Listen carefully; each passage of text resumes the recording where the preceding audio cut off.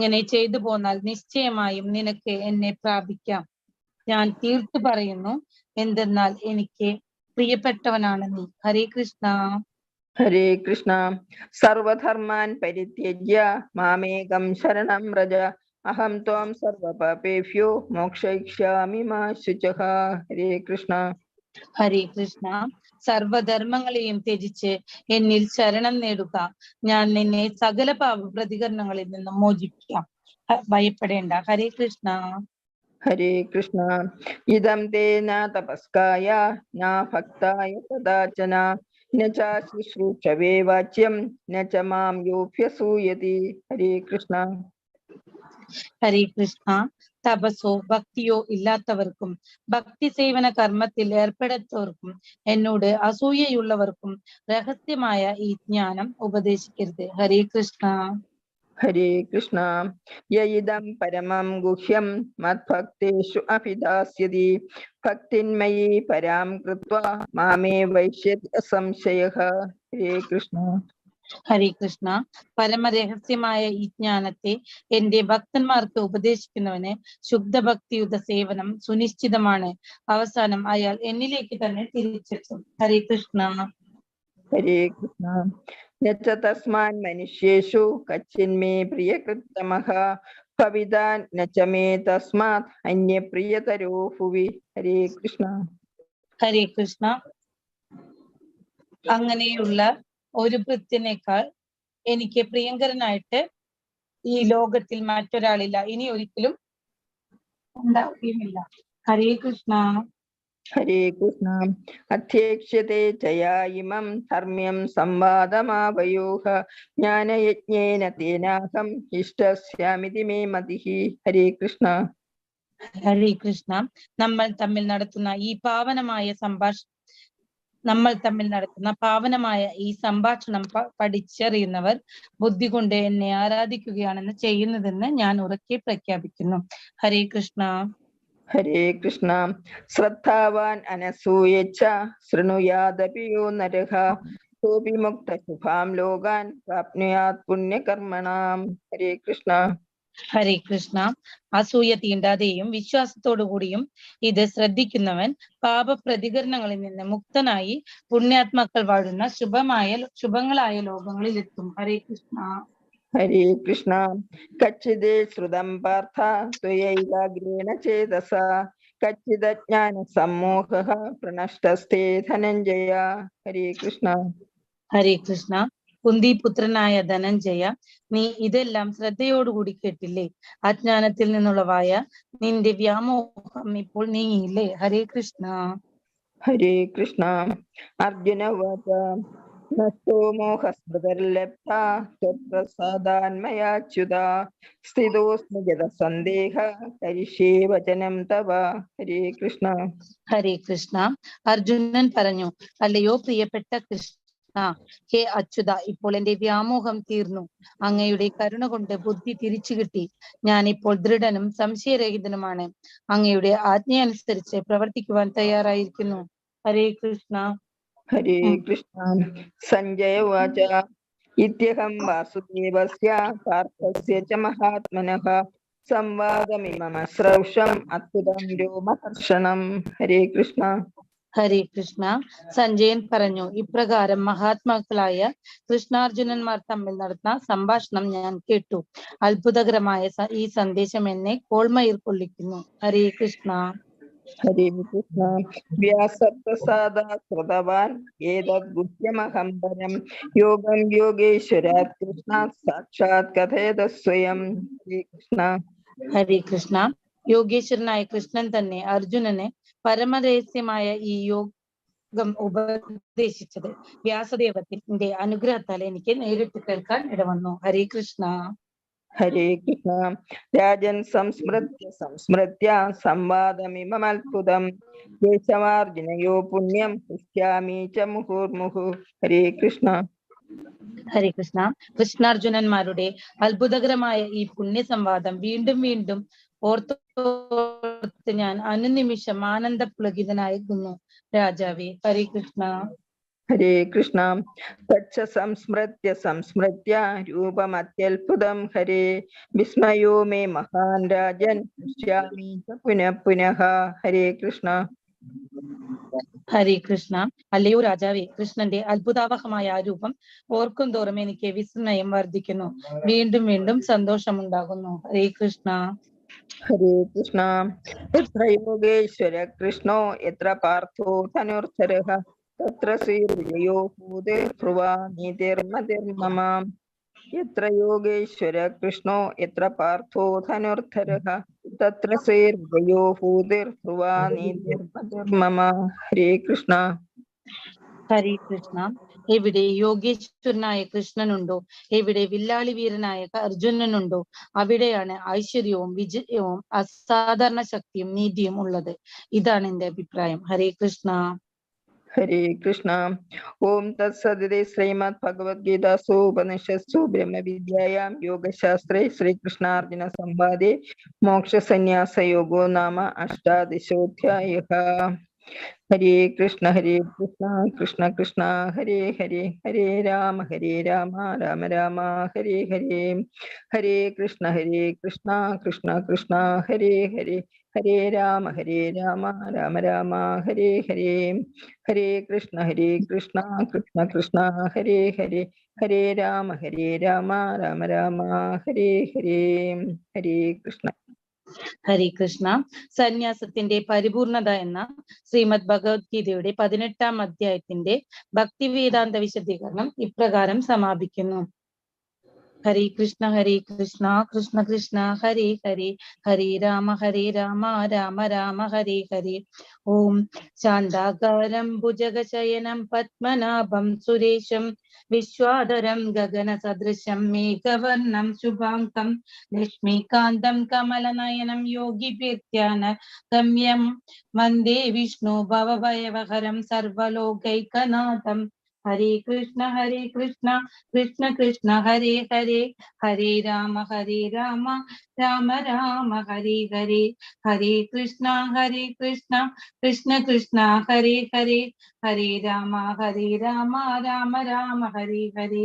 ഹരേ കൃഷ്ണ കൃഷ്ണ കൃഷ്ണ ഹരേ ഹരേ, ഹരേ രാമ രാമ രാമ ഹരേ ഹരേ. ഹരേ കൃഷ്ണ മാതാജി. ഹരേ കൃഷ്ണ. സിന്ധു മാതാജി ഹരേ കൃഷ്ണ. ഹരേ കൃഷ്ണ മാതാജി. ഒരു അഷ്ടപതി ചൊല്ലിക്കോട്ടെ. ഹരേ കൃഷ്ണ. സിന്ധു മാതാജി ചൊല്ലോ. അല്ല മാതാജി ചൊല്ലിക്കോട്ടെ. അഷ്ടപതി ഞാൻ എന്നും ചൊല്ലാറുള്ളതല്ലേ മാതാജി. സന്ധ്യ മാതാജി. ചൊല്ലോ. ഞാൻ സിന്ധു മാതാജി. ഹരേ കൃഷ്ണ. ചൊല്ലിക്കോളൂ സന്ധ്യ മാതാജി. ഹരേ കൃഷ്ണ. അഷ്ടപതി 7 ഹരേ കൃഷ്ണ. ഹരേ കൃഷ്ണ ചൊല്ലു.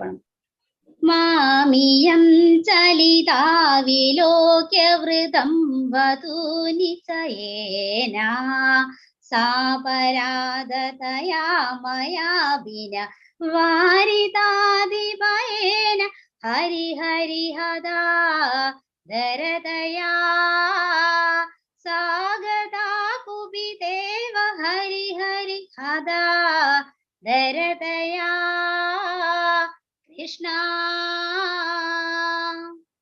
കിം കരിഷ്യതി കിം വദിഷ്യതി സാചിരം വിരഹേണ കിന്ദനേന ജനേന കിം മമ ജീവിതേന ഗൃഹേണ ഹരി ഹരി ഹദാ ദരദയാ കൃഷ്ണ. ചിന്തയാമി തദാനനം കുടിലഭ്രുകോപഭരേണ ശോണപത്മമിവോപരിഭ്രമ രാകുലം ഭ്രമരേണ ഹരി ഹരി ഹദാ ദരദയാ കൃഷ്ണ.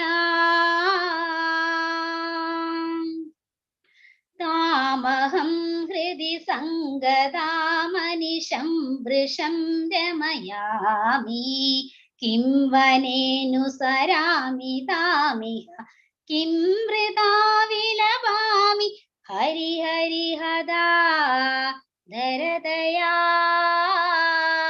കൃഷ്ണ. തന്നിഖിന്നമസൂയയാ ഹൃദയം തവാ കലയാമി തന്നവേദ്മി ബുധോ ഗദാസിന തേന തേനുനയാമി ഹരി ഹരി ഹദാ ദരദയാ കൃഷ്ണ ദൃശ്യസേ പുരതോ ഗദാഗദമേവ മേ വിദധാസി കിം പുരേവ സംഭ്രമം പരിരംഭണം ന ദദാസി ഹരി ഹരി ഹദാ ദരദയാ കൃഷ്ണ क्षम्यतामपरं कदापि तवेदृशं न करोमि देहि सुन्दरि दर्शनं मम मन्मथेन दुनोमि हरि हरि हदा दरदया कृष्ण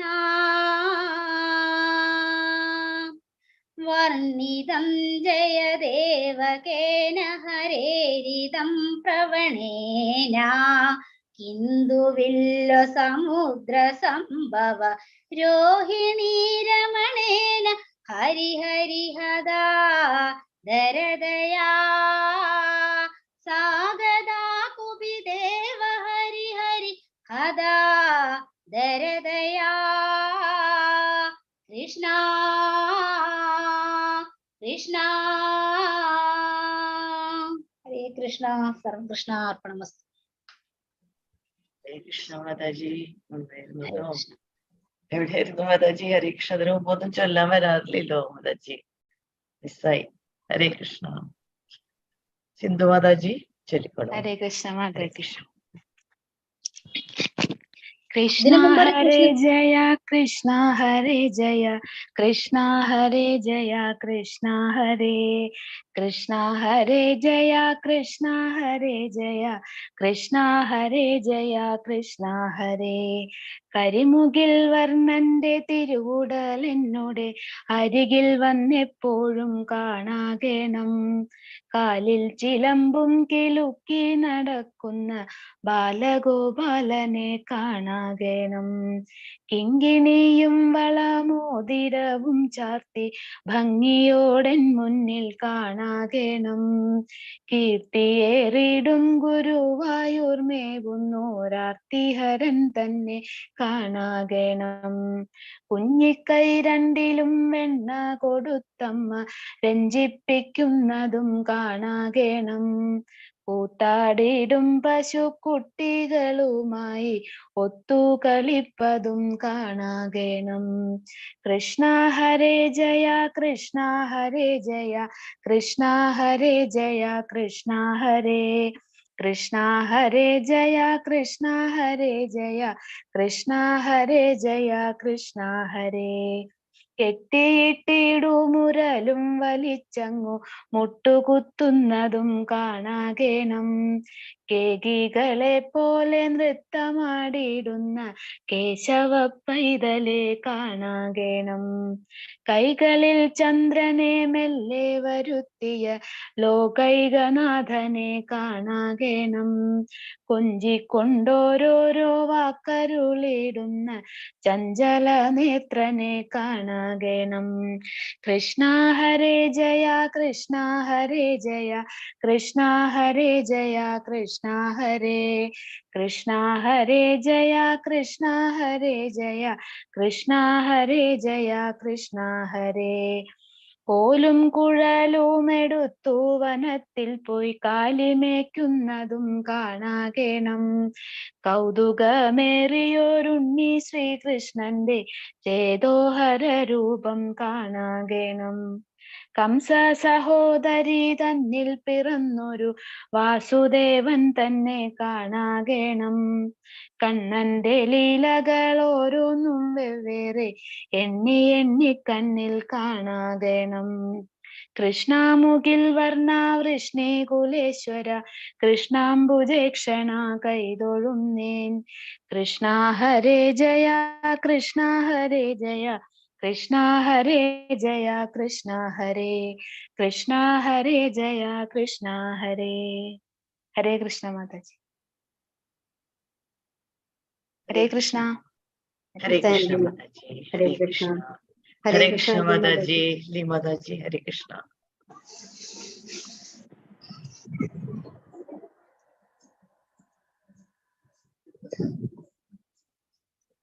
ഹരേ കൃഷ്ണ. ഹരേ കൃഷ്ണ ലീ മാതാജി. ഹരേ കൃഷ്ണ മാതാജി. ഹരേ കൃഷ്ണ മാതാജി. കൃഷ്ണ മാതാജി. ഹരേ കൃഷ്ണ. ഇന്ന് അവസാനത്തെ ക്ലാസ് ആണ് അല്ലേ, ലെവൽ 1-ന്റെ? അതെ മാതാജി. ഹരേ കൃഷ്ണ. ഹരേ കൃഷ്ണ. നമുക്ക് ക്ലാസ് തുടങ്ങാം. കുറച്ച് വലിയ അധ്യായമാണല്ലോ.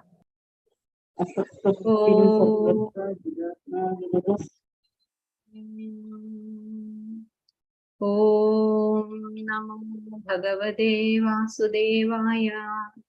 ഓം നമോ ഭഗവതേ വാസുദേവായ.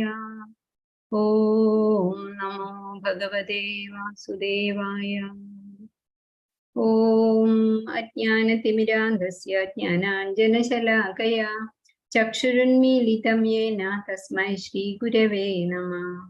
നമ ഓം വിഷ്ണുപാദായ കൃഷ്ണപ്രേഷ്ഠായ ഭൂതലേ ശ്രീമതേ ഭക്തിവേദാന്ത സ്വാമിന്നിതി നാമിനേ. മൂകം കരോതി വാചാലം പങ്കും ലംഘയതേ ഗിരിം യത്കൃപാതമഹം വന്ദേ പരമാനന്ദമാധവം. നാരായണം നമസ്കൃത്യ നരം ചൈവ നരോത്തമം ദേവീം സരസ്വതീം വ്യാസം തതോ ജയമുദീരയേത്. ജയ ശ്രീ കൃഷ്ണ ചൈതന്യ പ്രഭു നിത്യാനന്ദ ശ്രീ അദ്വൈത ഗദാധര ശ്രീവാസാദി ഗൗരഭക്തവൃന്ദ. ഹരേ കൃഷ്ണ കൃഷ്ണ കൃഷ്ണ ഹരേ ഹരേ, ഹരേ രാമ രാമ രാമ ഹരേ ഹരേ. ഹരേ കൃഷ്ണ കൃഷ്ണ കൃഷ്ണ ഹരേ ഹരേ, ഹരേ രാമ രാമ രാമ ഹരേ ഹരേ. ഹരേ കൃഷ്ണ കൃഷ്ണ കൃഷ്ണ ഹരേ ഹരേ, ഹരേ രാമ രാമ രാമ ഹരേ ഹരേ. ഹരേ കൃഷ്ണ.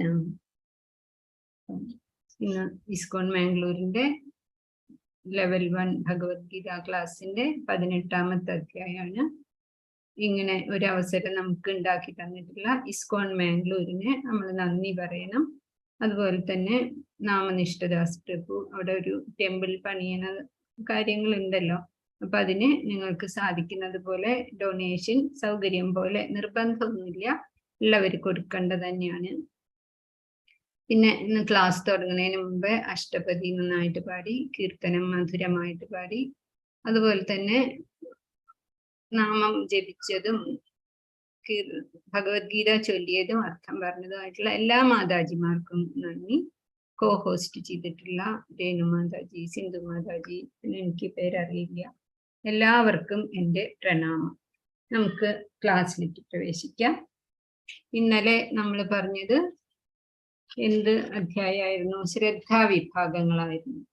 അതിൻ്റെ സാത്വിക, രാജസ, താമസ ആയിട്ടുള്ള 3 തരത്തില് ഭഗവാൻ പറഞ്ഞു തന്നു. അത് ഏതാണ് തള്ളേണ്ടത്, ഏതാണ് എടുക്കേണ്ടത് എന്ന് നമ്മളുടെ ബുദ്ധി കൊണ്ട് നമുക്ക് അറിഞ്ഞിട്ട് നല്ല രീതിയിലേക്ക് വരാം. അല്ലാതെ ഭഗവത്ഗീത വെറുതെ വായിക്കേണ്ട ഒരു പുസ്തകമല്ലല്ലോ. എത്രയോ ആയിരക്കണക്കിന് ആൾക്കാർ കൂടുമ്പോ അതിൽ ഒരാൾക്ക് ചിലപ്പോ തോന്നാം, അങ്ങനെയാണ് ഭഗവാൻ പറഞ്ഞിട്ടുള്ളത്. അങ്ങനെയുള്ള പുണ്യം ചെയ്തിട്ടുള്ള ആൾക്കാരാണ് ഇപ്പൊ ഭഗവത്ഗീതയെ ഒരുവിധം അറിഞ്ഞിട്ടുണ്ട്.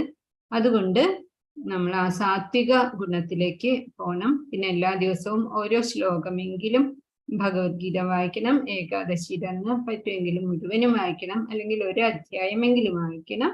അതിനൊക്കെ നമുക്ക് ഉത്തരവാദിത്തമുണ്ട്.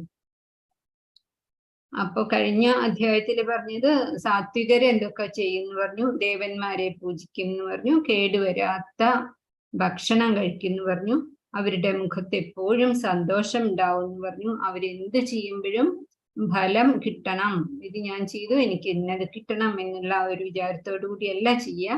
പിന്നെ ശാസ്ത്രങ്ങളിൽ പറഞ്ഞിട്ടുള്ള വിധിപ്രകാരമാണ് ചെയ്യാന്ന് പറഞ്ഞു, ശ്രദ്ധയോട് കൂടിയിട്ടാണ് ചെയ്യാന്ന് പറഞ്ഞു. പിന്നെ ഓം തത് സത് എന്ന് മനസ്സിലെങ്കിലും ഉച്ചരിച്ചിട്ട് വേണം എന്ത് ചെയ്യുമ്പോഴും എന്ന് പറഞ്ഞു. അപ്പോഴവിടെയൊക്കെ ഭഗവാന്റെ സാന്നിധ്യം ഉണ്ടാവും എന്ന് പറഞ്ഞു. ഇനിയിപ്പൊ 18ാമത്തെ അധ്യായമാണ്. അതില് മുൻപ് പറഞ്ഞ പല കാര്യങ്ങളും ഭഗവാൻ ആവർത്തിച്ച് പറയും. ഒരു 2ാം അധ്യായം സംഗ്രഹമാണെന്ന് പറയില്ലേ, ഗീതയുടെ തുടക്കാണ്. അത് വളരെ ശ്രദ്ധിച്ച് നമ്മൾ കേൾക്കണമായിരുന്നു, കാരണം നമുക്കൊന്നും അറിയില്ല. 18ാമത്തെ അധ്യായമായപ്പോ കുറച്ചൊക്കെ അറിയാൻ പറ്റും. അപ്പൊ മുൻ പറഞ്ഞ അധ്യായങ്ങളിലെ ചില ഭാഗങ്ങളൊക്കെ ഇവിടെ വീണ്ടും വരുന്നുണ്ട്. അതുകൊണ്ട് നമ്മൾ എല്ലാ ശ്ലോകം പറയാനും പറ്റില്ല, 78 ശ്ലോകമുണ്ട്. അപ്പൊ 1ാമത്തെ ശ്ലോകം അർജുനൻ വീണ്ടും ഭഗവാനോട് സംശയം ചോദിക്കുകയാണ്. നല്ല ശ്രദ്ധയുള്ള ശിഷ്യന്മാര് ഗുരുവിനോട് ചോദിക്കുന്നത് ഗുരുവിന് ഇഷ്ടം തന്നെയാണല്ലോ. ഭഗവാൻ പറയേണ്ടത് എനിക്ക് വളരെ പ്രിയപ്പെട്ടവനാണ് അർജുന എന്ന് പറയുന്നുണ്ടല്ലോ. അപ്പൊ അർജുന ഉവാച സംന്യാസസ്യ മഹാബാഹോ തത്വമിച്ഛാമി വേദിതും ത്യാഗസ്യ ച ഹൃഷീകേശ പൃഥക് കേശി നിഷൂദന. ഇതിൽ അർജുനൻ ഭഗവാനെ ഒരു പേരല്ല വിളിക്കുന്നത്, 3 പ്രാവശ്യം പറയുന്നുണ്ട്. മഹാബാഹോ, വളരെ വലിയ ഭഗവാനെ എന്ന് പറയുന്നുണ്ട്. ഹൃഷികേശ എന്ന് പറയുന്നുണ്ട്. ഇന്ദ്രിയങ്ങളാണ് നമ്മളെപ്പോഴും വഴിതെറ്റിക്കുന്ന കാര്യങ്ങൾ. ഇന്ദ്രിയങ്ങളെ അടക്കിയാൽ തന്നെ നമ്മൾക്ക് നല്ല ബുദ്ധി വരും. ആ ഋഷികങ്ങളുടെ ഇന്ദ്രിയങ്ങളുടെ നാഥ ഭഗവാനെ വിളിച്ചു. പിന്നെ കേശി നിഷൂദന എന്ന് പറഞ്ഞു. കേശി എന്ന് പറഞ്ഞാൽ വളരെ ദുഷ്ടനായിട്ടുള്ള അസുരൻ. ആ അസുരനെ ഭഗവാൻ കുട്ടിയാകുമ്പോ ഗോപകുട്ടികളുടെ കൂടെ കളിക്കുന്ന സമയത്ത് തന്നെ നിഷ്പ്രയാസം ഭഗവാൻ വധിച്ചിട്ടുള്ള ഒരു അസുരനാണ്. അപ്പൊ നമ്മളുടെയൊക്കെ മനസ്സിലും ഭയം, അതുപോലെ ഉത്കണ്ഠ, ആശങ്ക, വിഷമങ്ങള്, അതൊക്കെ ഈ കേശിയെ പോലെ അങ്ങനെ വലുതായി വന്ന് നമ്മളെ തളർത്തും. അപ്പൊ നമ്മൾ എന്ത് ചെയ്യണം? കേശി നിഷൂദനായിട്ടുള്ള ഭഗവാനെ നമ്മൾ വിളിച്ചാൽ മതി, ഇത്രേ വേണ്ടു. അപ്പൊ അർജുനൻ പറയാണ്, കേശിയെ ഹനിച്ചവനും ഇന്ദ്രിയങ്ങളുടെ നാഥനുമായ ഭഗവാനെ എനിക്ക് ത്യാഗത്തിന്റെയും സന്യാസത്തിന്റെയും, ഭഗവാൻ എപ്പോഴും ആവർത്തിച്ച് പറയണ 2 കാര്യങ്ങളായതുകൊണ്ട് അത് തന്നെ ചോദിക്കുകയാണ്. അങ്ങ് പറഞ്ഞല്ലോ ത്യാഗത്തിന്റെ ശ്രേഷ്ഠത എന്നതാണ്, സന്യാസത്തിന്റെ മഹത്വം ഇന്നതാണ്. അപ്പൊ അത് ഒന്നുകൂടി വിസ്തരിച്ച് ഉദ്ദേശം എന്താണ്, അതിന്റെ തത്വം എന്താണ് എന്ന് പറഞ്ഞു തരൂ. അപ്പോ ഭഗവാൻ എന്താ പറയുന്നത്? ശ്രീ ഭഗവാനുവാച കാമ്യാനാം കർമ്മണാം ന്യാസം സംന്യാസം കവയോ വിദു സർവകർമ്മഫലത്യാഗം പ്രാഹുസ്ത്യാഗം വിചക്ഷണ. ഭഗവാൻ പറയണത് എന്റെ അഭിപ്രായം അല്ല അതൊന്നും, കവയോ വിദു, അറിവുള്ളവര് പണ്ഡിതന്മാരാണ് ഈ കവയോ എന്ന് പറയുന്നത്, കവികൾ എന്ന് പറയുന്നത്. ദീർഘദർശികളായിട്ടുള്ള ആൾക്കാര് ഇത് ഇങ്ങനെ പറയുന്നുണ്ട്. എന്ത് പറയുന്നു? കാമ്യാനാം കർമ്മണാം ന്യാസം, കാമ്യകർമ്മങ്ങളുടെ, നമുക്ക് ഇഷ്ടമുള്ള കർമ്മങ്ങള്, അതിനുവേണ്ടി മാത്രം ചെയ്യുന്ന കർമ്മങ്ങള് മുഴുവനും ത്യജിക്കുക. കർമ്മങ്ങള് കാമ്യമായിട്ടുള്ള ഇഷ്ടമുള്ള സകല കർമ്മങ്ങളും ന്യസിക്കുക, ത്യജിക്കുക. അതാണ് സംന്യാസം എന്ന്, സന്യാസം എന്ന് കവികൾ പറയുന്നു, അറിവുള്ളവർ പണ്ഡിതന്മാർ പറയുന്നു. അത് കൂടാതെയോ സർവകർമ്മ ഫലത്യാഗം, എന്നാൽ അങ്ങനെയല്ല, സർവകർമ്മങ്ങളും ത്യജിക്കുന്നതാണ് സന്യാസമെങ്കിലും സർവകർമ്മവും ചെയ്യാം, പക്ഷെ അതിന്റെ ഫലം ത്യജിക്കാം. സർവകർമ്മ ഫലത്യാഗമാണ് ത്യാഗം എന്ന് ആര് പറയുന്നു? വിചക്ഷണന്മാര്, ബുദ്ധിമാന്മാര് പറയുന്നു. അപ്പൊ അത് ആദ്യം ഭഗവാൻ ഒറ്റ വാക്കിൽ പറഞ്ഞു കൊടുത്തു. ത്യാഗവും സന്യാസവും രണ്ടും ഉത്തമമായിട്ടുള്ള കാര്യങ്ങൾ തന്നെയാണ്. പക്ഷെ കാമ്യമായിട്ടുള്ള കർമ്മങ്ങൾ മുഴുവനായിട്ടും ഉപേക്ഷിക്കലാണ് സന്യാസം. എന്നാൽ സർവകർമ്മങ്ങളോടും ഉള്ള ആസക്തി ഉപേക്ഷിക്കലാണ് എന്ത്? ത്യാഗം. അപ്പൊ സന്യാസമാണോ ത്യാഗമാണോ വലുത്? ത്യാഗം തന്നെയാണ് വലുത്. കാരണം എന്താ? എല്ലാ കർമ്മവും ഉപേക്ഷിക്കല്ല വേണ്ട, കർമ്മങ്ങൾ ചെയ്തുകൊണ്ട് അതിന്റെ ഫലം എടുക്കാതിരിക്കുകയാണ്. പിന്നെ യഥാർത്ഥമായിട്ടുള്ള സന്യാസം ചെയ്യുകയാണെങ്കിൽ അത് കൂടുതൽ ശ്രേഷ്ഠമാണ്. പക്ഷെ അത് ബുദ്ധിമുട്ടാണ്. അതുകൊണ്ട് ഭഗവാൻ ആവർത്തിച്ച് പറയണത് എന്താ? കർമ്മഫലങ്ങൾ ത്യജിച്ചാൽ മാത്രം മതി, ഇത് ഞാനല്ല ചെയ്യണത് എന്നുള്ള വിചാരത്തോടു കൂടിയിട്ട് എല്ലാ കർമ്മങ്ങളും ചെയ്യാം. പണ്ഡിതന്മാരും ജ്ഞാനികളും ഒക്കെ അതാണ് പറയണത്. അപ്പൊ നമ്മൾ കേട്ടിട്ടുണ്ട് പുത്രകാമേഷ്ടി ചെയ്യും. അതുപോലെ തന്നെ നല്ല വിദ്യ കിട്ടാൻ, സ്ഥാനമാനങ്ങൾ കിട്ടാൻ, മോക്ഷം കിട്ടാൻ ഒക്കെ ആയിട്ട് പലതരം യജ്ഞങ്ങളും യാഗങ്ങളും ഒക്കെ നടക്കുന്നുണ്ട്.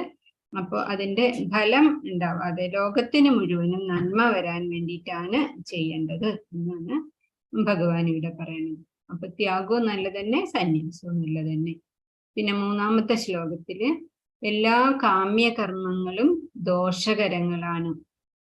കാമ്യം എന്ന് പറഞ്ഞാൽ തന്നെ നമുക്ക് സന്തോഷം കിട്ടാനുള്ള കർമ്മങ്ങളാണ്. അതിനൊക്കെ ദോഷങ്ങളുണ്ട്. അതുകൊണ്ട് അത് ഉപേക്ഷിക്കണം എന്ന് ചില ആൾക്കാർ പറയുന്നു.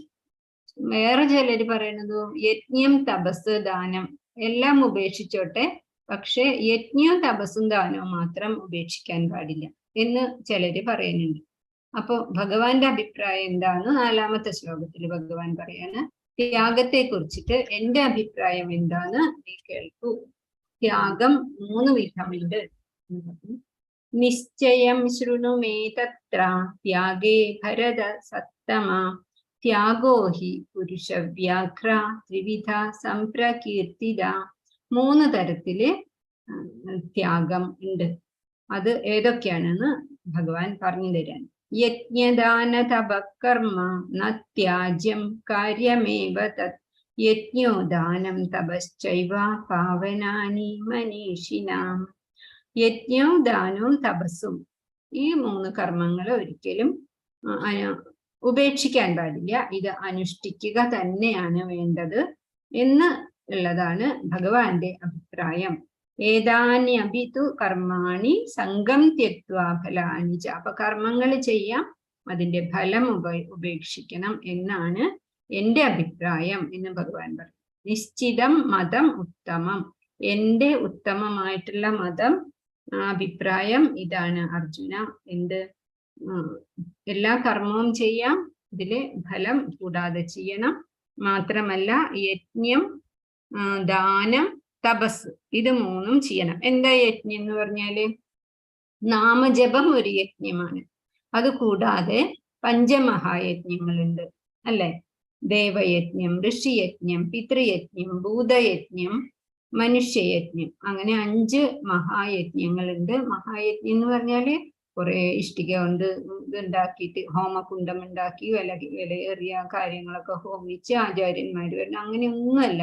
ചെയ്യേണ്ടതായിട്ടുള്ള അത്യാവശ്യമായിട്ടുള്ള കാര്യങ്ങൾ ഒരു ചെലവും ഇല്ലാതെ ചെയ്യാവുന്ന കാര്യങ്ങളാണ്. അതായത് യജ്ഞം, ദേവഋണം ഉണ്ട് നമുക്ക്. അത് വീട്ടിലാണ് ദേവയജ്ഞത്തിൽ കൂടെ സ്ഥാപിക്കുന്നത്. കാരണം നമ്മളുടെ കണ്ണിന് കാഴ്ച നൽകുന്നതും ചെവിക്ക് കേൾവി ശക്തി നൽകുന്നതും ശരീരത്തിന് ബലം നൽകുന്നതും ഒക്കെ ആയിട്ടുള്ള ദേവന്മാരുടെ അധീനതയിലാണ് കണ്ണിന് സൂര്യൻ. അങ്ങനെ അപ്പോ അവരോട് നമ്മൾ നന്ദി പറയണം. അങ്ങനെയുള്ള ആ ഒരു കടപ്പാട്, ആ ഒരു നന്ദിയോട് കൂടിയിട്ടുള്ള കൃതജ്ഞത എന്ന് പറയുന്ന ഒരു ഭാവത്തിനെയാണ് ദേവയജ്ഞം എന്ന് പറയുന്നത്.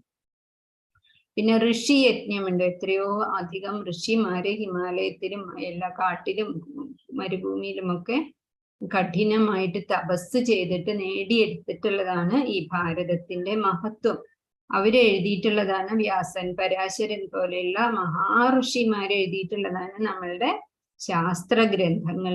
അപ്പൊ അതിന് നമുക്ക് നന്ദി പറയണ്ടേ? ഈ മഹാഭാരതത്തിൽ ഒരു ഭാഗമല്ലേ ഭഗവത്ഗീത. ഭഗവത്ഗീത തന്നത് ആരാണ്? വ്യാസ മഹർഷിയാണ്.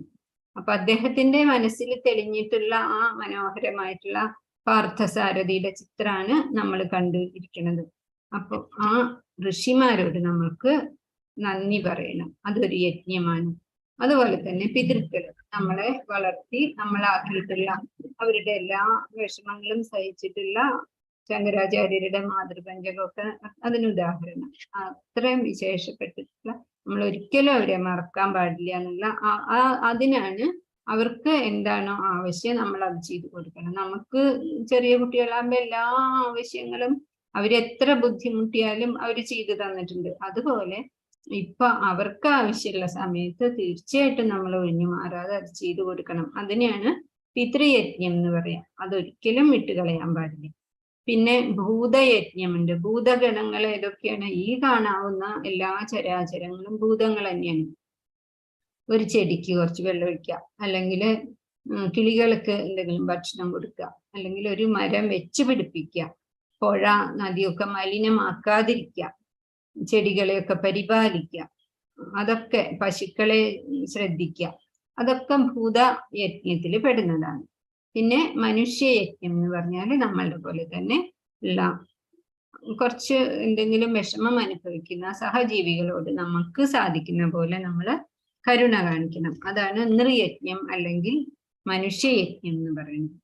അപ്പൊ ഈ 3 കാര്യവും, അതുപോലെ തന്നെ ദാനം, തപസ്, ഇത് ഉപേക്ഷിക്കാനായിട്ട് പാടില്ല. തപസ് എന്ന് പറഞ്ഞാൽ ഇന്നലെ പറഞ്ഞു, ശാരീരികവും വാചികവും മാനസികവുമായിട്ടുള്ള തപസ്സുണ്ട്. ശാരീരികമായിട്ടുള്ള തപസ് എന്താ പറഞ്ഞത്? വൃത്തി, ശുചിത്വം ഉണ്ടാവണം, പുറത്തും ഉണ്ടാവണം, അകത്തും മനസ്സിലും ഒരു മാലിന്യവും പാടില്ല, കപടത പാടില്ല. പിന്നെ അഹിംസ, ആരെയും ഉപദ്രവിക്കരുത്, അറിയാതെ പോലും വാക്കുകൊണ്ട് പോലും ഉപദ്രവിക്കരുത്. പിന്നെ മുതിർന്നവരെ ആദരിക്കണം. ഇതൊക്കെയാണ് ശാരീരികമായ തപസ്. പിന്നെ മാനസികമായ തപസ്സിനെ പറ്റി നമ്മൾ പറഞ്ഞു, സ്വഭാവശുദ്ധി ഉണ്ടാവണം. പിന്നെ ആവശ്യമില്ലാത്തടത്ത് മൗനം ദീക്ഷിക്കണം. മൗനം എന്ന് പറഞ്ഞാൽ വലിയൊരു കഴിവാണ്. അതുപോലെ സൗമ്യമായിട്ട് സംഭാഷണം ചെയ്യാൻ, മിണ്ടുമ്പോഴേക്കും ഒന്ന് പറഞ്ഞ് രണ്ടാമതാകുമ്പോഴേക്കും ദേഷ്യം വരിക, അങ്ങനെയുള്ളതൊന്നും പറഞ്ഞു. അതാണ് മാനസിക തപസ്. പിന്നെ വാചികമായ തപസ് എന്താ എല്ലാവർക്കും അറിയാം, നാമജപം. ഹരേ കൃഷ്ണ ഹരേ കൃഷ്ണ എന്നുള്ള നാമജപം ഒരു തപസ് തന്നെയാണ്.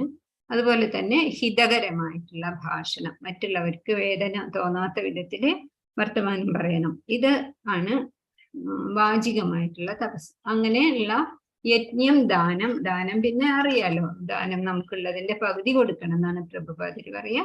അപ്പൊ നല്ല കാര്യങ്ങൾക്ക് മാത്രം, നല്ല പാത്രത്തിൽ മാത്രം പാത്രം എന്ന് പറഞ്ഞാൽ സ്വീകരിക്കുന്ന ആള് കള്ളു കുടിക്കാനൊന്നും ആയിട്ട് കൊടുക്കാനേ പാടില്ല. നല്ല ഉദ്ദേശങ്ങൾക്ക് ആയിട്ട് നമ്മൾ തീർച്ചയായിട്ടും ദാനം ചെയ്യണം. അങ്ങനെ ചെയ്യാത്തവരെ ഭഗവാൻ കള്ളൻ എന്ന് വിളിച്ചിട്ടുണ്ട്. അങ്ങനെയൊക്കെ ചെയ്താലേ ഈ ആവശ്യമുള്ള യജ്ഞവും ദാനവും തപസ്സും ചെയ്താൽ മാത്രമേ നമ്മളുടെ ജീവിതത്തിന്റെ ലക്ഷ്യം, എന്താ ലക്ഷ്യം? വന്നോടത്തേക്ക് തിരിച്ചു പോണം. നമ്മള് ഭഗവാന്റെ അംശമാണ് അല്ലെ? കടലിന്റെ കുമിള, ഗംഭീരമായിട്ടുള്ള കടലിന്റെ അംശമായതുപോലെ നമ്മള് ഭഗവാന്റെ അംശമാണ്. ആ ഭഗവാൻ അവിടെ കൈ നീട്ടി നിൽക്കുകയാണ്, വന്നോളൂ ഇങ്ങോട്ട് എന്ന് പറഞ്ഞിട്ട്. അപ്പൊ അങ്ങോട്ട് മുന്നേറാനായിട്ട്, വന്നയിടത്തേക്ക് പോവാനായിട്ട് നമ്മൾ ഈ കാര്യങ്ങളെങ്കിലും, ഈ 18-ാം അധ്യായത്തിൽ പറയുന്ന കാര്യങ്ങളെങ്കിലും നമ്മൾ ചെയ്യണം. പിന്നെ 7-ാമത്തെ ശ്ലോകം, നിയത കർമ്മങ്ങളെ ഒരിക്കലും ഉപേക്ഷിക്കാൻ പാടില്ല.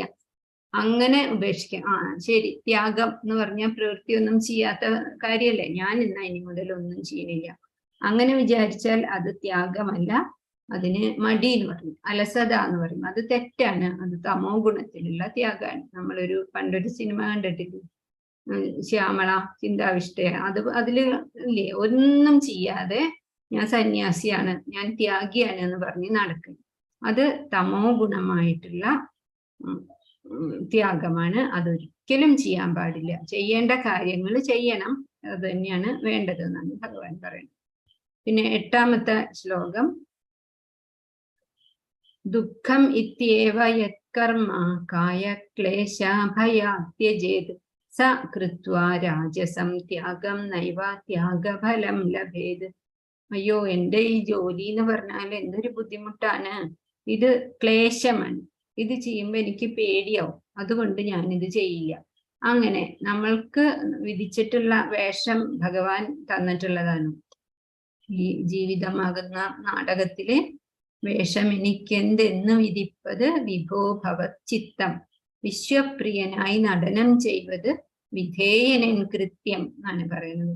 ഭഗവാൻ തന്നിട്ടുള്ള വേഷമാണ്, അത് നന്നായിട്ട് ആടി ഫലിപ്പിക്കണം. അത് അല്ലാതെ ക്ലേശകരമാണെന്ന് വിചാരിച്ചിട്ടോ ഇത് ബുദ്ധിമുട്ടാണ്, ഞാനിത് ചെയ്യാൻ പോകുന്നില്ല, എന്തായാലും ത്യാഗം ചെയ്യണമെന്ന് ഭഗവാൻ പറഞ്ഞിട്ടുണ്ടല്ലോ, അങ്ങനെ ശരീരത്തിന് ക്ലേശകരമാണെന്ന് വിചാരിച്ചിട്ട് ചെയ്യേണ്ട കർമ്മം ത്യജിച്ചാല് അത് നല്ലതല്ല എന്ന് ഭഗവാൻ പറയുന്നു. പിന്നെ 9-ാമത്തെ ശ്ലോകത്തിൽ പറയണത്, കാര്യം ഇത്യേവ യത്കർമ്മ നിയതം ക്രിയതേ അർജുന സംഗം ത്യക്ത്വാ ഫലം ചൈവ സത്യാഗം സാത്വികോ മത. എന്റെ അഭിപ്രായം എന്താണ്? കാര്യം ആണ്, ഞാൻ ചെയ്യേണ്ട കാര്യമാണ്, കർത്തവ്യമാണ് ഇത് എന്ന് വിചാരിച്ചിട്ട് നമുക്ക് വിധിച്ചിട്ടുള്ള കർമ്മം ഫലം ഉദ്ദേശിക്കാതെ ചെയ്യണം. അപ്പൊ കുട്ടി നന്നായിട്ട് പഠിക്കുക, അതാണ് കുട്ടിയുടെ വിദ്യാർത്ഥിയുടെ കർമ്മം.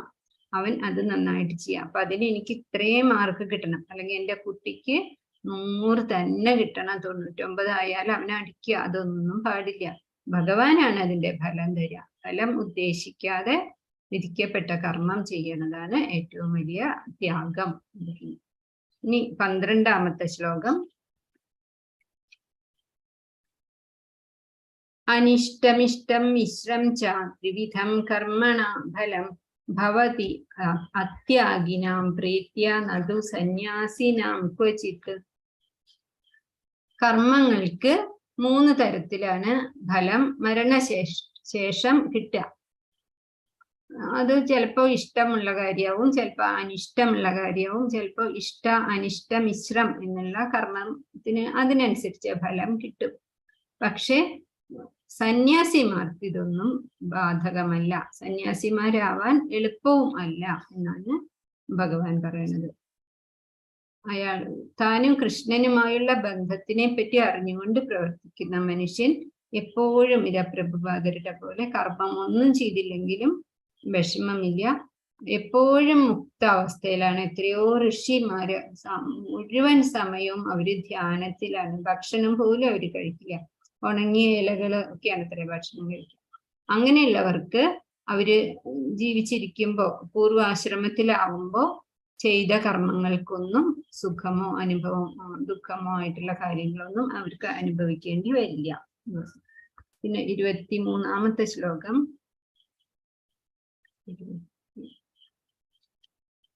നിയതം സംഗരഹിതം അരാഗദ്വേഷതകൃതം അഫലപ്രേപ്സുനാ കർമ്മ യത്തത് സാത്വികമുച്യതേ.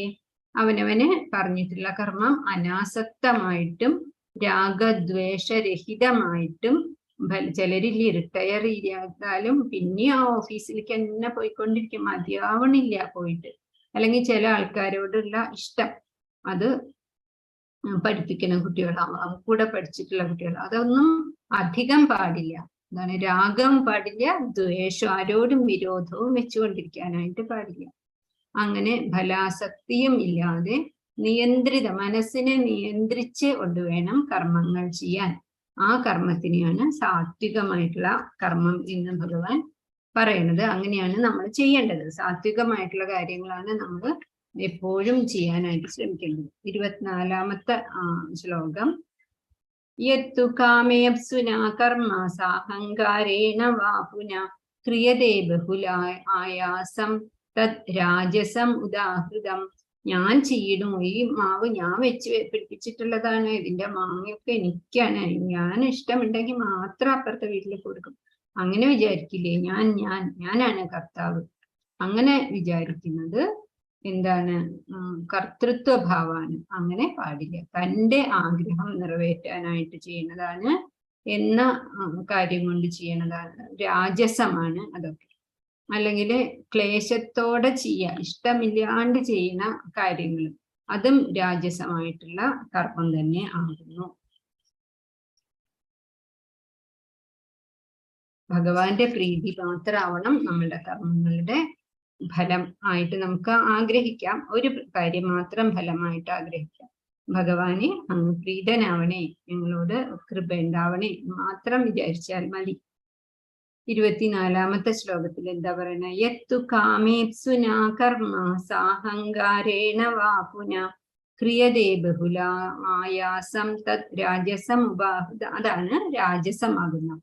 തൻ്റെ ആഗ്രഹം നിറവേറ്റാനായിട്ട്, അല്ലെങ്കിൽ വലിയൊരു വീട് വെച്ചു എന്നിട്ട് എല്ലാവരും വിളിക്കുക, അവർക്ക് ഭക്ഷണം കൊടുക്കാനൊന്നുമല്ല, നമ്മുടെ വീടിന്റെ പത്രാസ്, അല്ലെങ്കിൽ കല്യാണത്തിനൊക്കെ പത്ര ആവശ്യമില്ലാതെ എന്തൊക്കെ കാണിച്ചു കൂട്ടുന്ന ആൾക്കാരല്ലേ. അതൊക്കെ ഇതാണ് പറയുന്നത്, ഞാൻ വലിയ ആളെന്ന് കാണിക്കാനാണ്. അതൊക്കെ തീർച്ചയായിട്ടും രാജസമാണ് എന്ന് പറഞ്ഞു ഭഗവാൻ.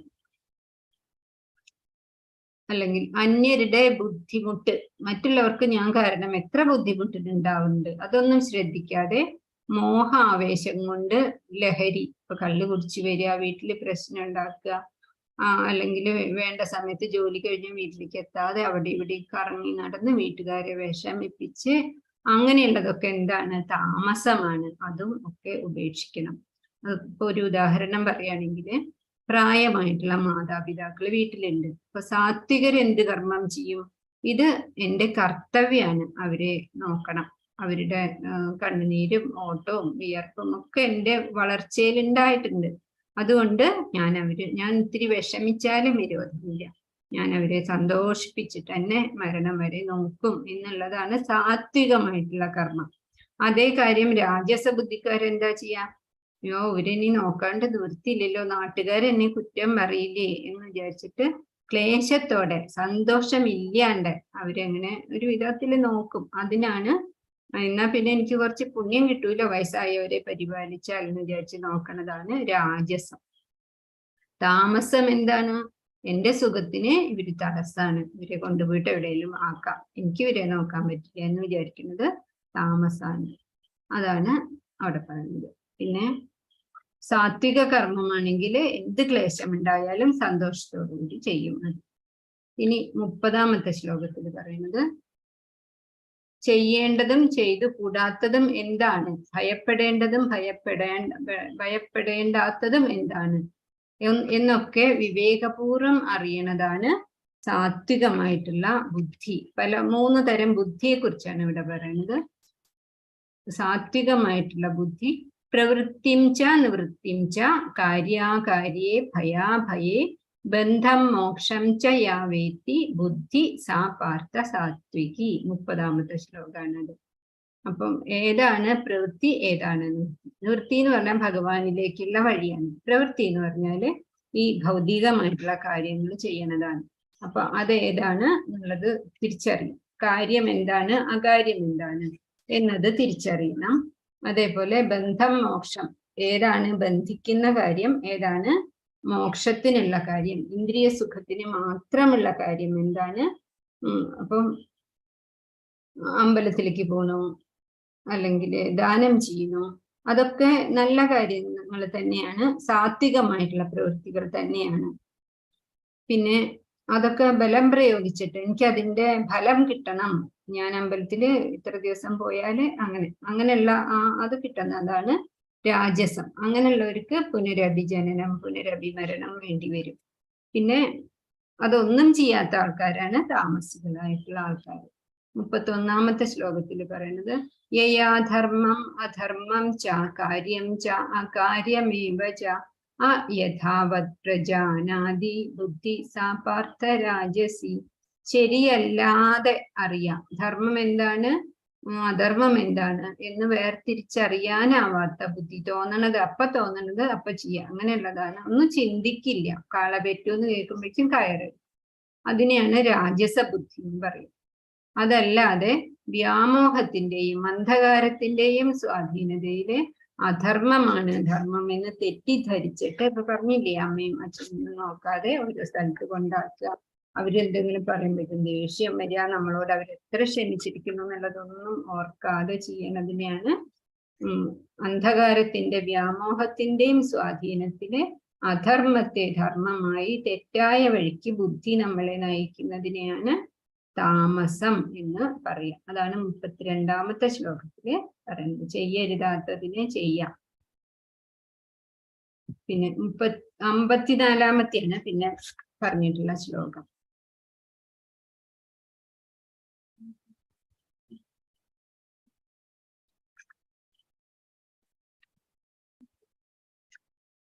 അധർമ്മത്തിനെ ധർമ്മമായിട്ടും ധർമ്മത്തിനെ അധർമ്മമായിട്ടും ചെയ്യുന്നതാണ് താമസമായിട്ടുള്ള ഇരുളടഞ്ഞിട്ടുള്ള ബുദ്ധി. അതിനൊരു ഉദാഹരണം പറയുകയാണെങ്കിൽ, ഒരു പുഴയിൽ ഒരു സ്ത്രീ വീണു. അങ്ങനെ ഒരു കഥയുണ്ടല്ലോ, സന്യാസി രക്ഷിച്ചത്. അപ്പോ ആ വഴിക്ക് പോണ ആൾക്കാരാണ്. അപ്പൊ താമസ ബുദ്ധിയുള്ളവരെന്താ പറയാ, നമുക്കതൊന്നും നോക്കണ്ട, അതിനെ ആരെങ്കിലും രക്ഷിച്ചോളൂ, നമ്മൾ തിരക്കിട്ടിട്ട് ഒരു കാര്യത്തിന് പോവല്ലേ, അതുകൊണ്ട് അത് നോക്കണ്ട എന്ന് പറഞ്ഞു പോവുകയാണെങ്കിൽ അത് ആ ബുദ്ധി ഇരുളടഞ്ഞ ബുദ്ധിയാണ്, താമസ ബുദ്ധിയാണ് അത്. എന്നാൽ രാജസ ബുദ്ധിക്കാർ എന്ത് വിചാരിക്കും, എല്ലാവരെയും വിളിച്ചു കൂട്ടും, ഫോട്ടോ എടുക്കുന്ന ആൾക്കാരെയും പത്രക്കാരെയൊക്കെ വിളിച്ചു കൂട്ടിയിട്ട് ഇതാ ഞാൻ ഈ സ്ത്രീയെ രക്ഷിക്കാൻ പോവാണെന്ന് പറഞ്ഞിട്ട് ആ പ്രശസ്തിക്ക്, പേരിനും പ്രശസ്തിക്ക് അവാർഡിനൊക്കെ വേണ്ടിയിട്ട് അതിനെ രക്ഷിക്കുകയാണ്. ഒരു കുട്ടിയായാലും ആരായാലും വെള്ളത്തിൽ വീണ് അതിനെ രക്ഷിക്കുന്നതിനാണ് രാജസ ബുദ്ധി എന്ന് പറയുന്നത്. ഇനി സാത്വിക ബുദ്ധിക്കാരെന്ത് പറയും? ആരെയും വിളിക്കാനും ഒന്നും ചെയ്യില്ല, എന്റെ ശക്തി ജീവൻ ഉണ്ടെങ്കിൽ ഞാൻ ഇവരെ രക്ഷിക്കും എന്ന് വിചാരിച്ചിട്ട് അത് ചെയ്യുന്നതാണ് എന്ത്? സാത്വികമായിട്ടുള്ള ബുദ്ധി. അതേപോലെ തന്നെ 3 തരം സുഖങ്ങളെ പറ്റിയിട്ട് ഭഗവാൻ 37ാമത്തെ ശ്ലോകത്തിൽ പറയുന്നുണ്ട്. സാത്വികം, രാജസം, താമസികം എന്ന് പറയുന്ന 3 തരത്തിലുള്ള സുഖങ്ങളുണ്ട്. അത് സുഖം ത്വിദാനീം ത്രിവിധം ശൃണുമേ ഭരതർഷഭ അഭ്യാസാതിരമതേ യത്ര ദുഃഖാന്തം ച നിഗച്ഛതി. 3 തരത്തിലുള്ള സുഖമുണ്ട്. ചില സുഖങ്ങൾ, ചില കാര്യങ്ങൾ ചെയ്യുമ്പോൾ തുടക്കത്തിൽ നമുക്ക് ഇത്തിരി വിഷമം ഉണ്ടാവും. ഇപ്പൊ രാവിലെ നേരത്തെ എണീക്കണം, അല്ലെങ്കിൽ കുറച്ചധികം സമയം ഇരുന്നിട്ട് ശ്രദ്ധയോട് കൂടിയിട്ട് നാമം ജപിക്കണം, തണുപ്പത്ത് കുളിക്കണം, സസ്യാഹാരം കഴിക്കണം, ചായ കുറച്ച് ഉപേക്ഷിക്കണം, അങ്ങനെയുള്ള കാര്യങ്ങളൊക്കെ പറയുമ്പോൾ അത് തുടക്കത്തിൽ വിഷം പോലെയാണ്. തുടക്കത്തിൽ തീരെ ഇഷ്ടം ഉണ്ടാവില്ല, പക്ഷെ പിന്നീട് അത് അമൃത് പോലെയായിരിക്കും.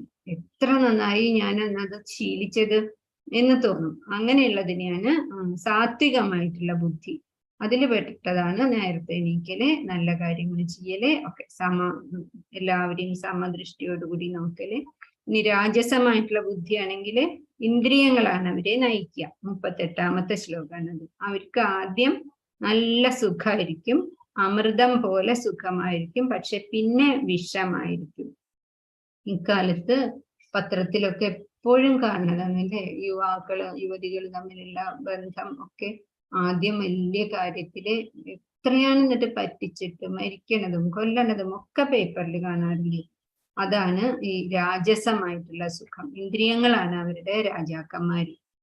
അപ്പൊ അതില് പെടാതിരിക്കണം. പിന്നെ താമസം എന്ന് പറഞ്ഞാൽ എന്താണ്? തുടക്കം മുതല് ഒടുക്കം വരെ വിഷമം തന്നെയാണ്. അതിനാണ് കുറേ അധികം ഉറങ്ങാം, എന്ത് പറഞ്ഞാലും നീട്ടി നീട്ടി നീട്ടി വെക്കുക, പിന്നെ ചെയ്യാം അല്ലെങ്കിൽ നാളെ ചെയ്യാം എന്ന് പറഞ്ഞിട്ട് നീട്ടി വെക്കുക. പിന്നെ മോഹം, നടക്കാത്ത കാര്യങ്ങളെ കുറിച്ച് ഇങ്ങനെ വിചാരിക്കുക. അതൊക്കെയാണ് താമസികമായിട്ടുള്ള സുഖം. 3 തരം എന്ന് പറഞ്ഞാല് താമസം. പിന്നെ 42ാമത്തെ ശ്ലോകത്തില് ബ്രാഹ്മണരാണ്, ക്ഷത്രിയരാരാണ്, വൈശ്യരാരാണ്, ശൂദ്രരാരാണ്. 4ാമത്തെ അധ്യായത്തിൽ ഭഗവാൻ പറഞ്ഞു തന്നെ ഞാൻ പറഞ്ഞില്ലേ, ആവർത്തിച്ച് പറയുന്നുണ്ട്. ശമോദമസ്തപ ശൗചം ശാന്തിരാർജവമേവ ച ജ്ഞാനം വിജ്ഞാനമാസ്തിക്യം ബ്രഹ്മകർമ്മ സ്വഭാവജം. ഈ പൂണുനൂലിട്ട വീട്ടിൽ ജനിക്കുന്ന ആളാണ് ബ്രാഹ്മണൻ എന്നല്ല ഭഗവാൻ പറഞ്ഞത്. ഏതൊരാൾക്ക് ആകെ ഉള്ള ജനങ്ങളില് ഈ 4 ഗുണങ്ങളാണ് ഭഗവാൻ പറഞ്ഞിട്ടുള്ളത്. ഈ ഗുണങ്ങളുള്ളവര് ബ്രാഹ്മണര്, 2ാമത്തെ ഗുണമുള്ളവര് ക്ഷത്രിയര്. അങ്ങനെയാണ് ഭഗവാന്റെ കണക്കില് ഗുണകർമ്മ വിഭാഗശ എന്നാണ് പറഞ്ഞിട്ടുള്ളത്. നമ്മള് സത്വം, രജസ്, തമസ് എന്നുള്ള ഈ 3 ഗുണങ്ങളില് ഏതാണോ മുന്നിട്ട് നിൽക്കുന്നത് അതനുസരിച്ചാണ് ബ്രാഹ്മണർ. അല്ലാണ്ട് ബ്രാഹ്മണര് താമസ സ്വഭാവം കാണിച്ചാല് അവര് ബ്രാഹ്മണരല്ല. അപ്പൊ എപ്പോഴും മനഃശാന്തി ഉണ്ടാവുന്നവര്, സംയമനം ശീലിച്ചവര്, തപസ് ചെയ്യുന്നവര്. തപസ് എന്നിപ്പോ നമ്മൾ നേരത്തെ പറഞ്ഞു. ശുചിത്വം ഉള്ളവര്, ശരീരത്തിനും മനസ്സിനും ശുചിത്വമുള്ളവര്, ക്ഷമയുള്ളവര്, ലളിതമായിട്ടുള്ള ആർജവമായിട്ടുള്ള മനസ്സുള്ളവര്, അനുഭവം പഠിക്കുന്നവര്, അനുഭവങ്ങൾ കൊണ്ട് മുന്നോട്ട് പോകുന്തോറും അത് ജ്ഞാനമായിട്ട് മാറ്റുന്ന ആൾക്കാര്, ഭക്തിയുള്ളവര്, ധാർമ്മികതയുള്ളവര്, ഇതൊക്കെ ബ്രാഹ്മണരാണ്. അപ്പം നമുക്കൊക്കെ ഭക്തിയുള്ളവരല്ലേ. അപ്പൊ ഇതിൽ ചില ഗുണങ്ങളെങ്കിലും ഉണ്ടെങ്കിൽ അവര് ബ്രാഹ്മണ സ്വഭാവികൾ തന്നെയാണ്. പിന്നെ ക്ഷത്രിയരാരാന്നാണ് ഭഗവാൻ 43ാമത്തെ ശ്ലോകത്തിൽ പറഞ്ഞിട്ടുണ്ട്. ശൗര്യം, എന്തിനും പെട്ടെന്ന് ദേഷ്യം വരും, അന്യായം കണ്ടാൽ അവർക്ക് സഹിക്കാൻ പറ്റില്ല. അതുപോലെ നല്ല തേജസ് ഉണ്ടാവും മുഖത്ത്. പിന്നെ എപ്പോഴും തേനീച്ചയുടെ പോലെ അവർക്ക് പ്രവൃത്തി ചെയ്തുകൊണ്ടിരിക്കാനായിരിക്കും ഇഷ്ടം. പിന്നെ എന്ത് ചെയ്യുമ്പോഴും അതിലവര് ഏറ്റവും നന്നായിട്ട് ചെയ്യാനായിട്ട്, നിപുണതയോട് കൂടിയിട്ട്, ദക്ഷതയോട് കൂടിയിട്ട് ചെയ്യാനായിട്ട് അവർ ശ്രമിക്കും. പിന്നെ എന്തെങ്കിലും കാണുമ്പോൾ അവര് പേടിച്ച് തിരിഞ്ഞ് ഓടില്ല, അവര് അവിടെ നിന്നിട്ട് യുദ്ധം ചെയ്ത് ജയിക്കും. അങ്ങനെയുള്ള ആൾക്കാരാണ്. പിന്നെ അവര് ഈശ്വരനാണ് നമുക്ക് പറയുന്നത്, അതായത് അവര് നേതാക്കളാവും. ശൗര്യം തേജോ ധൃതിർദാക്ഷ്യം 43ാമത്തെ ശ്ലോകം. യുദ്ധേ ചാപി അപലായനം, തിരിഞ്ഞു ഓടില്ല. യുദ്ധം വന്നാലും അവർ തിരിഞ്ഞോടില്ല. ദാനം ഈശ്വരഭാവശ്ച ക്ഷാത്രം കർമ്മ സ്വഭാവജം. ഈശ്വരഭാവം എന്ന് പറഞ്ഞാല് ഇപ്പൊ ഒരു സ്കൂളാണെങ്കിൽ ലീഡർ ആരാവണ്ടേ വെച്ചാൽ ക്ഷത്രിയ ഗുണമുള്ള കുട്ടികൾ ഞാനാവാം എന്ന് പറയും. അങ്ങനെയുള്ള നേതൃത്വ ഗുണമാണ് ഈ ക്ഷത്രിയന്മാർക്കുള്ളത്. പിന്നെ വൈശ്യന്മാരാണെങ്കിലോ കൃഷി ഗൗരക്ഷ്യ വാണിജ്യം വൈശ്യകർമ്മ സ്വഭാവജം.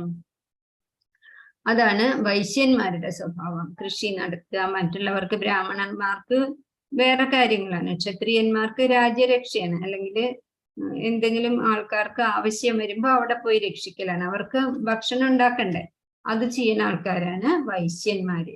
കൃഷി, അരി അങ്ങനത്തെ സാധനങ്ങളൊക്കെ ഉണ്ടാക്കുക, അതുപോലെ തന്നെ ഗോരക്ഷ, പശുക്കളെയൊക്കെ വളർത്തുക, പാല് ഉണ്ടാക്കുക, അങ്ങനെയുള്ള സ്വഭാവം ബ്രാഹ്മണര് കാണിച്ചാല് അവരും വൈശ്യര് തന്നെയാണ്. പിന്നെ ശൂദ്രരാണ് പരിചര്യാത്മകം കർമ്മ ശൂദ്രസ്യാഭി സ്വഭാവജം. പരിചര്യ, ഈ എല്ലാ ആൾക്കാർക്കും ആവശ്യം വരുമ്പോ അവർക്ക് ശുശ്രൂഷ ചെയ്യാൻ കൂടുതൽ, അവര് ഈ നഴ്സുമാരോ ഒക്കെ ആയാല് പരിചാരകന്മാരായാല് കൂടുതൽ ശോഭിക്കും. അങ്ങനെ സ്വന്തം കർമ്മം അങ്ങനെ തിരിച്ചറിയണം. അങ്ങനെ അതിൽ കൂടെ ഭഗവാനെ നേടാനായിട്ട് സാധിക്കും എന്നാണ് പറയണത്. സ്വന്തം കർമ്മം ദോഷമാണെന്ന് തോന്നിയാലും അത് ത്യജിക്കരുത്. എല്ലാ കർമ്മത്തിലും കുറച്ച് വിഷമമൊക്കെ ഉണ്ടാവും, പക്ഷെ അത് പിന്നീട് ശരിയായിട്ട് വരും. ധൂമത്തിന്റെ ഉള്ളില് അഗ്നി ഉണ്ട് എന്ന് പറയണത് പോലെയാണെന്നാണ് 48ാമത്തെ ശ്ലോകത്തിൽ ഭഗവാൻ പറഞ്ഞത്. സഹജം കർമ്മ കൗന്ദേയ സദോഷം അഭിനത്യജേത് സർവാരംഭാഹി ദോഷേന ധൂമേനാഗ്നിരിവാവൃത. ധൂമം കൊണ്ട് അഗ്നി മൂടിയിരിക്കുകയാണ്. അതുപോലെ എല്ലാ കർമ്മത്തിലും ഉണ്ടാവും കുറച്ചൊക്കെ ദോഷം, പക്ഷെ അത് വിടരുത്. കാരണം എന്താ, അതിന്റെ അടിയില് അഗ്നി ഉണ്ട്, തേജസ് നമുക്ക് വരും എന്നുള്ള ഉറപ്പോട് കൂടിയിട്ട് വിധിക്കപ്പെട്ട കർമ്മഫലം ഇല്ലാതെ ഭഗവാൻ രക്ഷിക്കും. ഭഗവാനായിട്ട് ഞാനിത് സമർപ്പിക്കണു എന്നുള്ള വിചാരത്തോടു കൂടി നമ്മൾ ചെയ്യേണ്ടതാണ്. 54ാമത്തെ ശ്ലോകം. ബ്രഹ്മഭൂത പ്രസന്നാത്മാ നശോചതി ന കാംക്ഷതി സർവേഷു ഭൂതേഷു മദ്ഭക്തിം ലഭതേ പരാം. സർവരിലും സമബുദ്ധി. ഈ ആശ്രമത്തിൽ തപസ് ചെയ്യുമ്പോ അവിടെ ആരുണ്ട്? പട്ടികളുണ്ട്, കരടികളുണ്ട്, മുയലുകളുണ്ട്, മയിലുകളുണ്ട്, മനുഷ്യന്മാരുണ്ട്, ആടുകളുണ്ട്. എല്ലാവരും ഒരേപോലെ. നമ്മൾ ഒരു വിഭാണ്ഡകന്റെ ആശ്രമം, ഋഷ്യശൃംഗന്റെ ആശ്രമത്തിനെ പറ്റി കേട്ടിട്ടില്ലേ? എങ്ങനെയാണ് ഇവിടെ ഈ വിരുദ്ധ സ്വഭാവമുള്ള ആൾക്കാരെ ഒന്നിച്ച് നിൽക്കുന്നത് എന്ന് നമ്മള് ആ കഥയിലൊക്കെ കേട്ടില്ലേ? അപ്പൊ അത് അങ്ങനെയാണ്. ബ്രഹ്മസാക്ഷാത്കാരം സിദ്ധിച്ച ഒരു യോഗിയുടെ കൂടെ ഇരിക്കുമ്പോ അവരുടെ നിലയിൽ അത് മറ്റുള്ളവരിലേക്കും അത് വ്യാപിക്കും. അങ്ങനെയാണ് അവിടെ പരസ്പരം സ്നേഹത്തോടെ എലിയും പൂച്ചയും അതുപോലെ കീരിയും പാമ്പും മുയലും മാനും എല്ലാതും അങ്ങനെ സന്തോഷത്തോട് കൂടിയിട്ട് ജീവിക്കും. അതാണ് സർവഭൂതേഷു മദ്ഭക്തിം ലഭതേ പരാം. എല്ലാ ഭൂതങ്ങളിലും ഭഗവാനെ കാണുന്നതാണ്. പ്രഹ്ലാദനും കുറെയൊക്കെ അത് തന്നെയാണ് സംഭവിച്ചത്. പ്രഹ്ലാദനെ ആനയുടെ കൂട്ടത്തിൽ കൊണ്ടിട്ടു, അല്ലെങ്കിൽ സർപ്പങ്ങളുടെ കൂട്ടത്തിൽ കൊണ്ടിട്ടു. അപ്പൊ അവർക്ക് തോന്നുകയാണ് ഇത് ഈശ്വരൻ തന്നെയാണ്. ഈശ്വരന്റെ അത്രയേറെ ശക്തി പ്രഹ്ലാദനിൽ നിന്ന് പ്രസരിക്കുകയാണ്. അതുകൊണ്ടും കൂടിയാണ് അവര് പ്രഹ്ലാദനെ ആക്രമിക്കാതിരുന്നത്. 55ാമത്തെ ശ്ലോകം. ഭക്ത്യാ മാം അഭിജാനാതി യാവാൻ യശ്ചാസ്മി തത്വതഃ തതോ മാം തത്വതോ ജ്ഞാത്വാ വിശദേ തദനന്തരം. എന്നെ എങ്ങനെ അറിയാൻ പറ്റും? ഭക്തി കൊണ്ട്. എങ്ങനെയുള്ളവനാണ്? നമ്മള് പുഴയുടെ ലക്ഷ്യം എന്താ? നമ്മള് പുഴ ഒഴുകിയിട്ട് അതിന്റെ ലക്ഷ്യം സമുദ്രത്തിലെത്താണ്. ഒരു തീപ്പൊരിയുടെ തീന്റെ അഗ്നിയുടെ ആളിക്കത്തുന്ന അഗ്നിന്ന് വേറിട്ട് പോന്ന ആ തീപ്പൊരിക്ക് നിലനിൽപ്പില്ല. അതുപോലെ തന്നെയാണ് നമ്മൾ മനുഷ്യന്മാർക്കും നമ്മളെ സൃഷ്ടിച്ചിട്ടുള്ള, നമ്മൾ എവിടെ നിന്നാണോ വന്ന് ഭഗവാനിൽ നിന്നാണ് ഭഗവാന്റെ അടുത്തേക്ക് തിരിച്ചെത്തുക എന്നുള്ളതാണ് നമ്മളുടെ ലക്ഷ്യം. അപ്പൊ ഭഗവാനോട് ഒന്നാവാൻ ഉള്ള ഏറ്റവും എളുപ്പമുള്ളതും ഏറ്റവും ആനന്ദകരമായതും ഏറ്റവും ശ്രേഷ്ഠമായതുമായിട്ടുള്ള മാർഗം എന്താണ്? ഭക്തിയാണ്. ആ ഭക്തി കൊണ്ട് ഭഗവാനെ അറിയാൻ പറ്റും. ഗജേന്ദ്രൻ വെള്ളത്തിൽ വീണപ്പോ കൂടെയുള്ള വീട്ടുകാരായിട്ടുള്ള പത്നിമാരായിട്ടുള്ള പിടിയാനകൾക്കോ അല്ലെങ്കിൽ ആനക്കുട്ടികൾക്കോ യുവാക്കൾക്കോ ആർക്കും രക്ഷിക്കാൻ പറ്റിയില്ല. കണ്ടില്ലേ ഗജേന്ദ്രന്റെ മുഖത്തെ നിസ്സഹായത? ആരുമില്ല രക്ഷിക്കാൻ എന്ന് ഉറപ്പായപ്പോഴാണ് നാരായണ അഖില ഗുരു ഭഗവാൻ നമസ്തേ എന്ന് പറഞ്ഞിട്ട് എത്തിപ്പിടിച്ച് താമരപ്പൂ പൊട്ടിച്ചിട്ട് ഭഗവാനെ അർച്ചിക്കുകയാണ്. ആ നിമിഷം ഭഗവാൻ ഓടി വന്നു. അപ്പൊ നമ്മളും അതുപോലെ ഭക്തിയോട് കൂടിയിട്ട് വിളിക്കണം. അപ്പം അത് ആ ഒരു ഉറപ്പാണ് ഭഗവത്ഗീത തരുന്നത്. 56-ാമത്തെ ശ്ലോകം. സർവകർമാണി അഭിസദാ കുർവാണോ മദ്വ്യപാശ്രയ മത്പ്രസാദാദവാപ്നോതി ശാശ്വതം പദമവ്യയം. വായിക്കുമ്പോ തന്നെ നമുക്ക് മനസ്സിലാവും അല്ലേ? എന്ത് കാര്യം ചെയ്താലും ഭഗവാനെ തന്നെ ആശ്രയിച്ചാല് ഭഗവാന്റെ സംരക്ഷണ ഉറപ്പായിട്ടും കിട്ടും. മത്പ്രസാദം, എൻ്റെ ആ ഒരു കൃപ, ആ പ്രസാദം നമുക്ക് തീർച്ചയായിട്ടും കിട്ടും. ഒട്ടും നമ്മൾ അതിൽ സംശയിക്കാൻ പാടില്ല എന്നാണ് ഭഗവാൻ പറഞ്ഞിരിക്കുന്നത്. സദാ നമുക്ക് കർമ്മം ചെയ്യേണ്ടി വരും. നമ്മൾ ഈ ഭൂമിയിൽ ജീവിക്കല്ലേ, അപ്പൊ എപ്പോഴും നമുക്ക് ഓരോ ജോലികൾ കർമ്മനിരതരായിരിക്കും നമ്മൾ. പക്ഷെ ഭഗവാനെ നമ്മൾ മനസ്സിൽ കൊണ്ട് നടക്കും. അങ്ങനെയാണ്. ഇപ്പൊ വലിയൊരു വീട്ടിലത്തെ കുട്ടിയെ നോക്കണ ദാസിയാണ് വിചാരിക്കുക. അവരുടെ വീട്ടിലും ഒരു കുട്ടിയുണ്ട്. അപ്പൊ ഇവരുടെ മനസ്സ് എപ്പോഴും ആ കുട്ടിയിലായിരിക്കും. എന്റെ കുട്ടി എന്താണാവോ ചെയ്യണത് എന്നായിരിക്കും. പക്ഷെ അവര് മുഴുവൻ സമയവും ഈ വീട്ടിലെ കാര്യങ്ങൾ ചെയ്യണം. അങ്ങനെ നമ്മൾ ഈ ഭൂമിയിൽ അല്ലെങ്കിൽ ഒരു വലിയ തോട്ടം പരിചരിക്കുന്ന ആളാണ് വിചാരിക്കുക. അതാണ് ഗംഭീരായിട്ടുള്ള പ്രഭുവിന്റെ വീട്ടിലത്തെ തോട്ടം വൃത്തിയാക്കണു, പുല്ല് പറിക്കണു, കളകൾ വൃത്തിയാക്കണു. പക്ഷെ അയാളുടെ വീട്ടിലത്തെ കുട്ടി, ഞാൻ ഇന്ന് അച്ഛൻ വരുമ്പോ എനിക്കൊരു ഷർട്ട് വാങ്ങിച്ചു തരുമോ എന്ന് ചോദിച്ചിട്ടുണ്ടെങ്കിൽ അതെങ്ങനെ നടത്തി കൊടുക്കും എന്നായിരിക്കും അയാളുടെ മനസ്സിൽ എപ്പോഴും ആ വിചാരമായിരിക്കും. അതുപോലെ നമ്മള് ഈ ഭൂമിയിൽ നമുക്ക് എന്താണോ കിട്ടിയേക്കുന്നത് അത് ചെയ്യുമ്പോഴും എപ്പോഴും ഭഗവാനെ ഇങ്ങനെ ഓർക്കണം. നമ്മൾ ഭഗവാനിലേക്ക് എത്താനാണ് ഈ ഭൂമിയിലേക്ക് മനുഷ്യനായിട്ട് വന്നിട്ടുള്ളത്. ഒരു മൃഗത്തിനും ആ ഒരു അവസരമില്ല. അവരെന്ത് തന്നെ ചെയ്താലും, ഒരു പട്ടി ഒരാളെ കടിച്ചാൽ പട്ടിക്ക് പാപമില്ല. കാരണം അതിന് അറിവില്ല, അതിന് വിശേഷ ബുദ്ധിയില്ല. അപ്പോ മനുഷ്യന് അങ്ങനെയല്ല. 84 ലക്ഷം തരമുള്ളതില് 4 ലക്ഷം തരാണ് മനുഷ്യന്മാരുള്ളത്. 4 ലക്ഷം സ്വഭാവങ്ങളുള്ളവരാണ്. ഇങ്ങനെ ഗ്രൂപ്പാക്കിയ 4 ലക്ഷം ഉണ്ടാവും. അപ്പൊ അതിലൊരാളായിട്ട് ജനിക്കാൻ നമുക്ക് ഭഗവാൻ അവസരം തന്നു. അപ്പൊ ഇനി 80 ലക്ഷമുണ്ട് മനുഷ്യരെക്കാളും താഴെയുള്ള ആൾക്കാർ. 80 ലക്ഷം തരമുണ്ട്. അതിലൊരാളായിട്ട് പോവാതിരിക്കാനാണ് നമ്മൾ ശ്രമിക്കേണ്ടത്. അപ്പൊ ഭഗവാന്റെ സംരക്ഷണ എപ്പോഴും എൻ്റെ കൂടെ ഉണ്ട് എന്ന് വിചാരിക്കണം. ഭഗവാനോട് നമ്മള് ഐക്യം ഉണ്ടാവണം. നാമം ജപിക്കണം മനസ്സിലെപ്പോഴും. ഇനി 58-ാമത്തെ ശ്ലോകം. മച്ചിത്ത സർവദുർഗാണി മത്പ്രസാദാത് തരിഷ്യസി അഥ ചേത് ത്വമഹങ്കാരാത് ന ശ്രോഷ്യസി വിനിക്ഷ്യതി. എങ്ങനെ ഭഗവാനിലേക്ക് എത്താം എന്ന് തന്നെയാണ്. എന്നെ കുറിച്ച് ബോധവാനായിരുന്നാൽ നിനക്ക് എൻ്റെ പ്രസാദം കൊണ്ട് തന്നെ സകല ക്ലേശങ്ങളെയും അതിജീവിക്കാൻ കഴിയും. അപ്പൊ കഴിഞ്ഞ ജന്മം ചെയ്തിട്ടുള്ള എന്തെങ്കിലും തെറ്റിന്റെ ഫലമായിട്ടാവും നമുക്ക് ഈ ദുഷ്ടബുദ്ധി തോന്നുന്നതൊക്കെ. ഈ ചിത്രത്തില് ഗദായി മദായി എന്ന് പറഞ്ഞിട്ടുള്ള 2 ദുഷ്ടന്മാര്, നിത്യാനന്ദ പ്രഭുവും ചൈതന്യ മഹാപ്രഭുവും അവരുടെ കാലത്തുണ്ടായിരുന്ന 2 ക്രൂരന്മാരാണ്. എല്ലാ സ്ഥലത്തും വീടുകളിലൊക്കെ ചെന്ന് ഉപദ്രവിക്കും. ആ ആൾക്കാരെ ഇവര് നേരെയാക്കി എടുത്തു. ചൈതന്യ മഹാപ്രഭുവും നിത്യാനന്ദ പ്രഭുവും കൂടിയിട്ട് നല്ലത് ഉപദേശിച്ച് നേർവഴിക്ക് കൊണ്ടുവന്നു. അതിന് കുറച്ച് തല്ലുകൂടൊക്കെ വേണ്ടി വന്നു. അവസാനം ഈ ദുഷ്ടന്മാര് ഇവരെയും ദ്രോഹിക്കാൻ ചെന്നപ്പോ അവര് വളരെ സംയമനത്തോടെ ഉപദേശിച്ച് നല്ല വഴിക്ക് കൊണ്ടുവന്നു. രാമായണത്തിലെ വാൽമീകി മഹർഷിയുടെ അങ്ങനെ തന്നെയല്ലേ, പിടിച്ചുപറിക്കാരനായിരുന്നു. പക്ഷെ സത്സംഗം കൊണ്ട് വലിയ മഹർഷിയായിട്ട് മാറി. അതുപോലെയാണ് ഭഗവാനെ കുറിച്ച് ബോധവാനാവുക. നിനക്ക് ഭഗവാന്റെ പ്രസാദം കൊണ്ട് തന്നെ സകല ക്ലേശങ്ങള് തീർന്നു പോട്ടെ. അത് നമ്മൾ മുൻജന്മങ്ങളിലെ ബാധ്യതകളാണ്. നമ്മളെ ആരോടൊക്കെയോ എന്തൊക്കെയോ ചെയ്തിട്ടുണ്ടാവും, നമുക്കിപ്പോ ഓർമ്മ ഇല്ലാഞ്ഞിട്ടാണ്. അപ്പൊ അതിങ്ങനെ കരിഞ്ഞ് കത്തിപ്പോട്ടെ. ഇതാണ് ക്ലേശങ്ങളൊക്കെ നമുക്ക് അതിജീവിക്കാനായിട്ട് സാധിക്കും.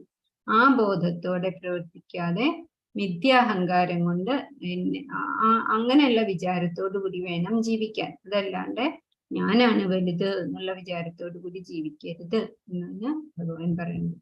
61-ാമത്തെ ശ്ലോകം. ഈശ്വര സർവഭൂതാനാം ഹൃദ്ദേശേ അർജുന തിഷ്ഠതി ഭ്രാമയൻ സർവഭൂതാനി യന്ത്രാരൂഢാനി മായയാ.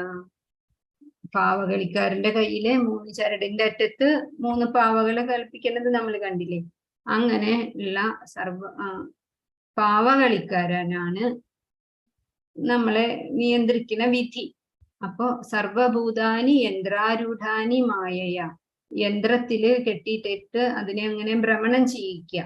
ഒരു സ്വിച്ച് ഇടുമ്പോ ഫാൻ തിരിയണ പോലെ അങ്ങനെ പ്രോഗ്രാം ചെയ്ത് വെച്ചേക്കാണ് നമ്മളുടെയൊക്കെ ജീവിതം.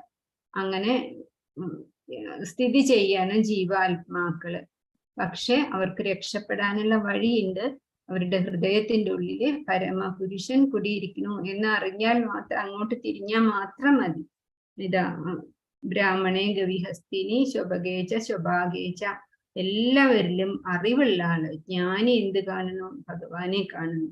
അപ്പൊ അങ്ങനെയുള്ള ആൾക്ക് അവര് എത്ര സഞ്ചിയിലാക്കിയിട്ട് പാപങ്ങൾ കൊണ്ടുവന്നിട്ടുണ്ടെങ്കിലും ഒക്കെ നശിച്ചു പൊക്കോളും. 62-ാമത്തെ ശ്ലോകം.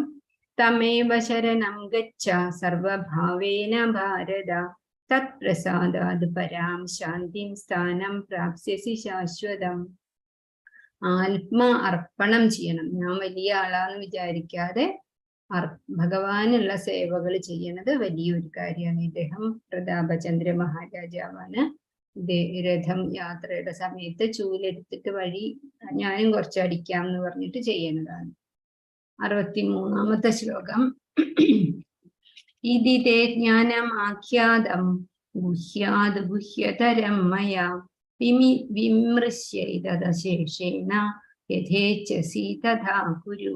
ഭഗവാൻ അവസാനം ഭഗവാന്റെ ശിഷ്യസ്നേഹം എന്ന് പറഞ്ഞ് അർജുനൻ ശിഷ്യനായില്ലേ, ശിഷ്യനോട് പറയാണ്, ഞാനിതാ ഇത്രയും നേരം നിനക്ക് അർജുന പറഞ്ഞു തന്നു എന്താണ് ചെയ്യേണ്ടത്, എന്താണ് ചെയ്യാണ്ടാത്തത്, അത് ഇന്നത് ചെയ്താ ഇന്ന ഫലമാണ് എന്നൊക്കെ ഞാൻ പറഞ്ഞു തന്നു. ഇനി നീ എന്ത് ചെയ്യണം? കൃഷ്ണൻ പറഞ്ഞതല്ലേ, അതുകൊണ്ട് ഞാൻ ഇങ്ങനെ ചെയ്യട്ടെ എന്ന് വിചാരിക്കണ്ട. എത്രയോ സ്വാതന്ത്ര്യമാണ് കൊടുക്കുന്നത്. യഥേച്ഛസി തഥാ കുരു. നീ നിനക്ക് ബുദ്ധി തന്നിട്ടുണ്ടല്ലോ, ആ ബുദ്ധി കൊണ്ട് ആലോചിക്കുക എന്താണ് വേണ്ടത്. ആ ജ്ഞാനമാണ് ഞാൻ പറഞ്ഞത്. ഇതി തേ ജ്ഞാനം ആഖ്യാതം. ഞാൻ നിനക്ക് ഇത്രയും ജ്ഞാനം പറഞ്ഞു തന്നു. അതെങ്ങനത്തെ ജ്ഞാനമാണ്? ഗുഹ്യാത് ഗുഹ്യതരമാണ്, ഏറ്റവും രഹസ്യമാണ്. ഇത് വഴി കൂടെ പോണവർക്കോ കേൾക്കാൻ താല്പര്യമില്ലാത്തവർക്കോ കളിയാക്കുന്നവർക്കോ ഒന്നും പറഞ്ഞു കൊടുക്കാൻ പാടില്ല. ഭഗവാന് പ്രിയപ്പെട്ടവർക്ക് മാത്രമേ ഇത് കേൾക്കാൻ താല്പര്യം ഉണ്ടാവുള്ളൂ. അങ്ങനെയുള്ള, അതുകൊണ്ടാണ് അതിന് രഹസ്യം എന്ന് പറയുന്നത്. ഗുഹ്യാത് ഗുഹ്യതരം, രഹസ്യങ്ങളിൽ വെച്ച് രഹസ്യമാണ്. അത് വിമൃശ്യത, നീ വിമർശന ബുദ്ധിയോട് കൂടിയിട്ട് അതിനെ ആലോചിക്കുക, സമഗ്രമായി ആലോചിക്കുക. എന്നിട്ടിപ്പൊ ഞാൻ യുദ്ധം ചെയ്യണോ അതോ നേരത്തെ പറഞ്ഞ പോലെ ഞാൻ സന്യസിക്കാൻ പോവും എന്ന് പറഞ്ഞില്ലേ, എന്നെ ആരാ വേണ്ടെങ്കിൽ കൊന്നോട്ടെ എന്നൊക്കെ പറഞ്ഞില്ലേ, അതാണോ വേണ്ടത് എന്ന് നന്നായിട്ട് ബുദ്ധിയിൽ തെളിയണുണ്ടാവും. അത് ചെയ്തോളൂ. എത്രയോ വലിയ ആളാണല്ലേ ഭഗവാൻ, അത്രയും സ്വാതന്ത്ര്യം പറയാൻ. ഇത്രയും നേരം ഞാൻ നിനക്ക് ഉപദേശിച്ചു തന്നു, അത് ആലോചിക്കുക വേണമെന്ന് തോന്നുന്നുണ്ടെങ്കിൽ മാത്രം. അപ്പൊ ഒരു അച്ഛൻ കുട്ടിയോട് പറയില്ലേ, മോനെ ആ വഴി കൂടെ നടക്കരുത്, അവിടെ മുള്ളുണ്ട്, കല്ലുണ്ട്, നിന്റെ കാലില് കുത്തും, ചോര വരും, എന്നാലും അതിലേ നടക്കുള്ളൂ വെച്ചാ എന്താ ഉണ്ടാവുക? കാല് മുറിയും. അതെ. അപ്പൊ അച്ഛൻ പറഞ്ഞത് ശരിയാണ്, ആ വഴി കൂടെ ഞാൻ പോവില്ല എന്ന് വിചാരിച്ച് നല്ല ബുദ്ധിയോട് കൂടി ചെയ്താല് ഒരു വിഷമം ഉണ്ടാവില്ല. അതാണ് ഭഗവാൻ പറയുന്നത്. നമ്മളും ഈ ഭഗവത്ഗീതയിൽ പറഞ്ഞിട്ടുള്ള കാര്യങ്ങളൊക്കെ ആലോചിച്ചിട്ട് നമ്മളുടെ ജീവിതത്തിൽ വേണ്ടത്ര മാറ്റങ്ങൾ നമ്മൾ വരുത്തേണ്ടത് തന്നെയാണ്. അപ്പം ഇനി 65-ാമത്തെ ശ്ലോകം. മന്മനാഭവ മദ്ഭക്ത മദ്യാജി മാം നമസ്കുരു മാമേ വൈശ്യസി സത്യം തേ പ്രതിജാനേ പ്രിയോസി മേ. ഇത് കേട്ടിട്ടുണ്ടോ വേറെ എവിടെയെങ്കിലും? 9ാമത്തെ ശ്ലോകത്തില് 39ാമത്തെ അധ്യായത്തിലെ 34ാമത്തെ ശ്ലോകം, ആദ്യത്തെ 3 വരി ഒരേ വരികൾ തന്നെയാണ്.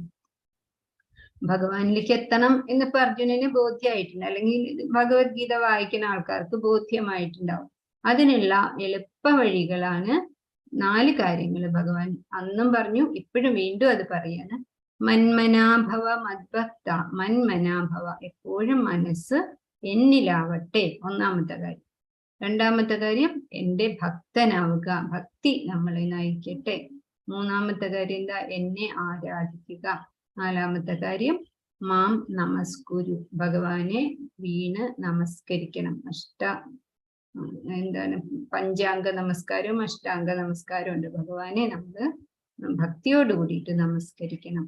അങ്ങനെയാണെങ്കിൽ മാമേവ ഐഷ്യസി സത്യം തേ, സത്യമായിട്ടും നിനക്ക് മാം ഏവ ഐഷ്യസി, എന്നെ തന്നെ നിനക്ക് പ്രാപിക്കാം. അതാണല്ലോ നമ്മളുടെയൊക്കെ ജന്മലക്ഷ്യം. എന്തിനാണ് ഈ കലികാലത്തിൽ വീണ്ടും ജനിച്ച് ഇങ്ങനെ നരകിക്കണത്? ഇതിനേക്കാളൊക്കെ ആ ഭഗവാന്റെ ഭഗവത്ധാമത്തിലേക്ക്, ഗോലോക വൈകുണ്ഠത്തിലേക്ക് നമുക്ക് പോവാലോ. ഞാൻ തീർത്തു പറയുന്നു, എന്തെന്നാൽ എനിക്ക് പ്രിയപ്പെട്ടവനാണ് നീ.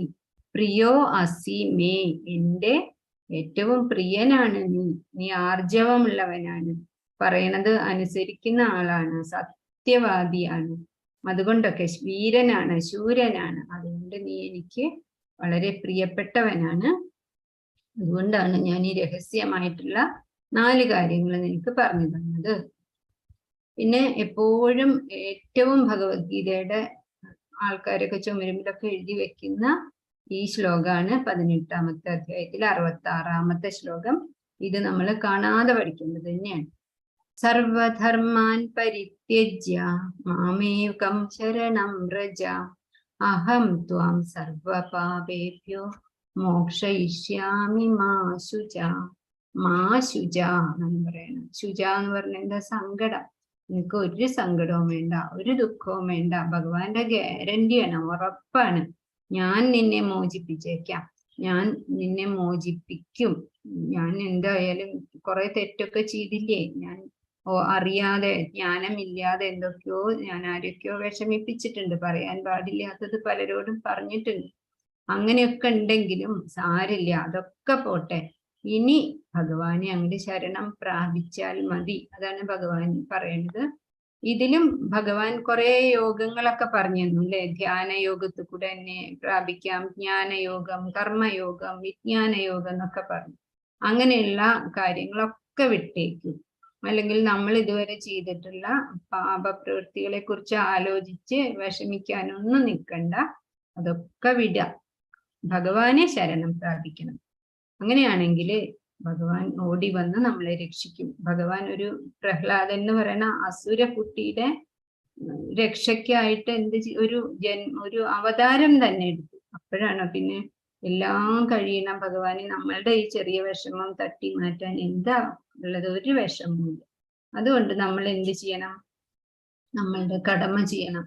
നമ്മൾ ഏറ്റവും നിസ്സാരന്മാരാണ്. ഈ എന്താ പറയാ, അനന്തമജ്ഞാതം അവർണ്ണനീയമായിട്ടുള്ള ഈ വലിയ പ്രപഞ്ചത്തിലെ ഒരു അണു മാത്രമാണ് നമ്മളെന്ന് വിചാരിച്ചിട്ട് നമുക്ക് നമ്മളുടെ ഹൃദയത്തിനെ കാണാൻ പറ്റുമോ? നമ്മളുടെ പിൻഭാഗം നമുക്ക് കാണാൻ പറ്റുമോ? നമ്മളുടെ ശരീരത്തിൽ 72,000 നാഡികളുണ്ട്, അത് നമുക്ക് അറിയാൻ പറ്റുമോ? എങ്ങനെയാണ് ഈ രക്തം ഇങ്ങനെ കാലിന്റെ തുമ്പ് വരെ പോണതെന്ന് നമുക്കറിയാൻ പറ്റില്ല. ഒന്നും നമുക്കറിയില്ല. ഈ ശ്വാസം എപ്പോഴാണ് നിലച്ചു പോണത് നമുക്കറിയാൻ പറ്റില്ല. അപ്പൊ നമ്മള് എന്താണുള്ളത്? നമുക്ക് അഹങ്കരിക്കാനായിട്ട് എന്ന് പറഞ്ഞു. ഈ ഒരു ജ്ഞാനവും ഇല്ലാത്ത ശബരി എന്ന് പറയുന്ന കാട്ടാള സ്ത്രീക്കും ശ്രീരാമ അവതാരത്തിൽ ഭഗവാൻ മോക്ഷം കൊടുത്തു. എങ്ങനെ കൊടുത്തു? ശബരിയുടെ ഭക്തി മാത്രം. മാമേകം ശരണം വ്രജ. ജന്മം വളരെ കാലമായിട്ട് ശ്രീരാമൻ വരുന്നത് കാത്ത് ഓരോ ദിവസവും പുതിയ പഴങ്ങൾ വെച്ച് കാത്തിരിക്കണ വയസ്സായ താപസി. അപ്പൊ ഭഗവാൻ അങ്ങോട്ട് ചെന്നിട്ട് അവളെ അനുഗ്രഹിക്കുകയാണ് ചെയ്തത്. അതാണ് ഭഗവാൻ പറയുന്നത്, സർവധർമാൻ പരിത്യജ്യ മാമേകം ശരണം വ്രജ, അഹം ത്വാം സർവപാപേഭ്യോ മോക്ഷയിഷ്യാമി മാ ശുച. ഇത് ചൊല്ലണം എന്നല്ല, ഇത് നമ്മൾ മനസ്സിൽ ഉറപ്പിക്കണം. ഭഗവാന്റെ വാക്കാണിത്, ഭഗവാന്റെ ഉറപ്പാണിത്. മാ ശുച, നീ ഒരു വിഷമവും വിചാരിക്കണ്ട, ഞാൻ നിന്നെ രക്ഷിക്കാം. 68ാമത്തെ ശ്ലോകം. യ ഇമം പരമം ഗുഹ്യം മദ്ഭക്തേഷു അഭിധാസ്യതി ഭക്തിം മയി പരാം കൃത്വാ മാമേ വൈഷ്യതി അസംശയ. ഈ ജ്ഞാനത്തിനെ എന്റെ ഭക്തന്മാർക്ക് ഉപദേശിക്കുന്നവന് ശുദ്ധ ഭക്തിയുത സേവനം സുനിശ്ചിതമാണ്. അവസാനം അയാൾ എന്നിലേക്ക് തന്നെ വരും. പ്രഭുപാദര് എത്രയോ അധികം ആൾക്കാർക്ക് ഉപദേശിച്ചു. അത്ര ആൾക്കാർ അദ്ദേഹത്തിന്റെ ശിഷ്യനായി. ഓരോ ശിഷ്യന്മാരും പിന്നെ ആൾക്കാർക്ക് ഉപദേശിക്കുന്നു.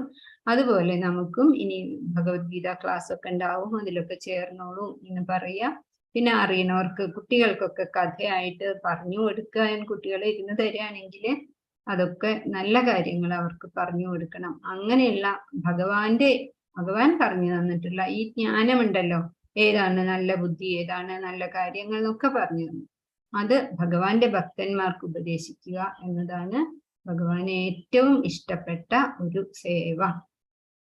69ാമത്തെ ശ്ലോകം. നച തസ്മാൻ മനുഷ്യേഷു കശ്ചിന്മേ പ്രിയകൃത്തമ ഭവിതാ നച മേ തസ്മാത് അന്യ പ്രിയതരോ ഭുവി. അങ്ങനെയുള്ള ഒരു ഭക്തൻ, അതായത് നല്ല കാര്യങ്ങൾ പ്രചരിപ്പിക്കുക, അവരെ അവരുടെ ജീവിത ലക്ഷ്യത്തിലേക്ക് അടുക്കാനായിട്ട് സഹായിക്കുക. അങ്ങനെയുള്ള ഒരു ഭൃത്യനേക്കാൾ എനിക്ക് പ്രിയങ്കരനായിട്ട് ഈ ലോകത്തിൽ മറ്റൊരാളില്ല, ഇനി ഒരിക്കലും ഉണ്ടാവുകയും ഇല്ല. മഹാഋഷിമാരൊക്കെ അങ്ങനെയുള്ള ആൾക്കാരാണ്. നമ്മളുടെ ഗുരുവായിട്ടുള്ള ശ്രീലപ്രഭുപാദര് അങ്ങനെയുള്ള ഒരു മഹാത്മാവാണ്. ശ്രീലപ്രഭുപാദർക്ക് ജയ്.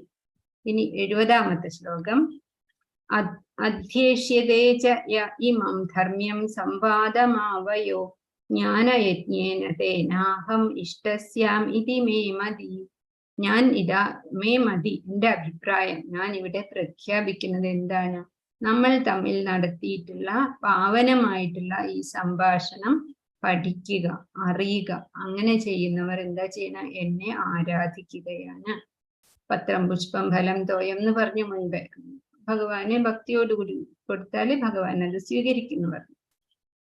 അതിനേക്കാളും വലുതാണ് ഈ പറയണ ജ്ഞാനം പഠിക്കുക. ഭഗവാൻ പറയുന്ന ഈ പാവനമായ സംഭാഷണം പഠിച്ചറിയുന്നവര് ഭഗവാനെ ആരാധിക്കുകയാണ്. അവരുടെ ആരാധന ഭഗവാൻ സ്വീകരിക്കും എന്ന് പറഞ്ഞു. അവസാനത്തെ ശ്ലോകമാണ് ഭഗവാൻ പറയുന്നത്. 72ാമത്തെ ശ്ലോകം.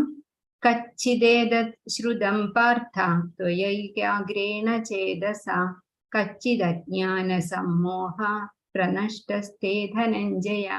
അർജുന, ഇനി എത്രയോ സങ്കടത്തോടു കൂടിയിട്ട് കരഞ്ഞു വിഷമിച്ച് ഗാണ്ഡീവൊക്കെ താഴെ വെച്ച് ഞാൻ യുദ്ധം ചെയ്യില്ല കൃഷ്ണ എന്ന് പറഞ്ഞു വിഷമിച്ചിരിക്കുന്ന സമയത്താണല്ലോ ഞാൻ ഇതൊക്കെ പറഞ്ഞു തന്നത്.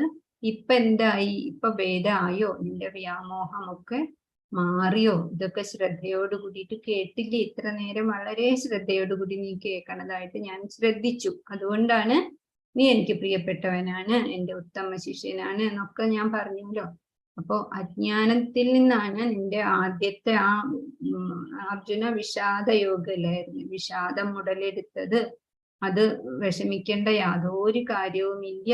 സന്യസിക്കാനൊന്നും നീ പോകേണ്ട ആളല്ല. യുദ്ധം ചെയ്യണം. എന്തിനാ യുദ്ധം ചെയ്യണേ? ധർമ്മം സ്ഥാപിക്കാനായിട്ട്. ഭഗവാൻ കൂടെ ഉണ്ട്, പിന്നെ എന്താണ് വിഷമം? നിമിത്തമാത്രം ഭവ സവ്യസാചി എന്ന് പറഞ്ഞില്ലേ? നമ്മളൊക്കെ അങ്ങനെ തന്നെ, ഓരോ നിമിത്തങ്ങളാണ് നമ്മളൊക്കെ. അതുകൊണ്ട് നമ്മളുടെ വ്യാമോഹം ഒക്കെ അർജുനനോട് ചോദിക്കുകയാണ്, നിന്റെ വ്യാമോഹം ഒക്കെ ഇപ്പോ നീങ്ങിയില്ലേ ചോദിച്ചു ധനഞ്ജയ അർജുന. അപ്പൊ അർജുനൻ പറഞ്ഞു, നല്ല സന്തോഷം ഉണ്ടാക്കുന്ന ശിഷ്യനാണ് അർജുനൻ. ഗുരു എന്ത് ശ്രമിച്ചോ അത് സാധിച്ചു. നഷ്ടോ മോഹ സ്മൃതിർലബ്ധ്വാ ത്വത്പ്രസാദാത്മയാച്യുത സ്ഥിതോസ്മി ഗതസന്ദേഹ കരിഷ്യേ വചനം തവ. നിനക്ക് എന്താ ഇഷ്ടം എന്ന് വെച്ചാൽ ചെയ്തോളൂ അങ്ങ് പറഞ്ഞുല്ലോ. ഇപ്പൊ എന്റെ മോഹമൊക്കെ നഷ്ടപ്പെട്ടു, എന്റെ വ്യാമോഹങ്ങളൊക്കെ പോയി. ഞാൻ ഉറച്ച ബുദ്ധിയുള്ള ആളായിട്ട് സ്മൃതിർ ലബ്ധ്വ, എന്റെ ആത്മബോധം, എന്റെ വിവേകം എനിക്ക് തിരിച്ചു കിട്ടി. ത്വത് പ്രസാദാത് മയച്യുത, അങ്ങ് എന്നിൽ കാണിച്ചിട്ടുള്ള ഈ കരുണ കൊണ്ട്, എനിക്ക് പറഞ്ഞു തന്നിട്ടുള്ള ഈ അറിവ് കൊണ്ട് എന്റെ വ്യാമോഹമൊക്കെ മാറി, എന്റെ ബുദ്ധി ഇതാ തെളിഞ്ഞു. സ്ഥിതോ അസ്മി, ഞാൻ ഉറച്ച ബുദ്ധിയായി. എന്തായാലും എന്റെ കടമ ഇപ്പൊ യുദ്ധം ചെയ്യലാണ്, അത് ചെയ്യും എന്നുള്ള കാര്യം ഞാൻ ഉറപ്പായി. ഞാൻ ആത്മാവാണ്, ദേഹമല്ല എന്നൊക്കെ എനിക്ക് നല്ല മനസ്സിലായി, നന്നായിട്ട് മനസ്സിലായി. കരിഷ്യേ വചനം തവ, അങ്ങയുടെ വാക്കുകൾ ഞാൻ തീർച്ചയായിട്ടും കേൾക്കും, അനുസരിക്കും. അങ്ങയുടെ ആജ്ഞയനുസരിച്ച് പ്രവർത്തിക്കാൻ ഞാൻ തയ്യാറായിരിക്കുന്നു. അപ്പൊ അവിടെ അർജുനനും കൃഷ്ണനുമായിട്ടുള്ള ആ സംഭാഷണം കഴിഞ്ഞുപോയി. 1-ാമത്തെ അധ്യായം തുടങ്ങുമ്പോൾ അർജുനനും കൃഷ്ണനും കൃഷ്ണൻ അതിലൊന്നും പറഞ്ഞിട്ടില്ല. സഞ്ജയൻ കുറെ പറഞ്ഞിട്ടുണ്ട്. സഞ്ജയൻ ആരോടാ പറയണത്? മഹാരാജാവിനോട്, ധൃതരാഷ്ട്രരോടാണ് പറയുന്നത്.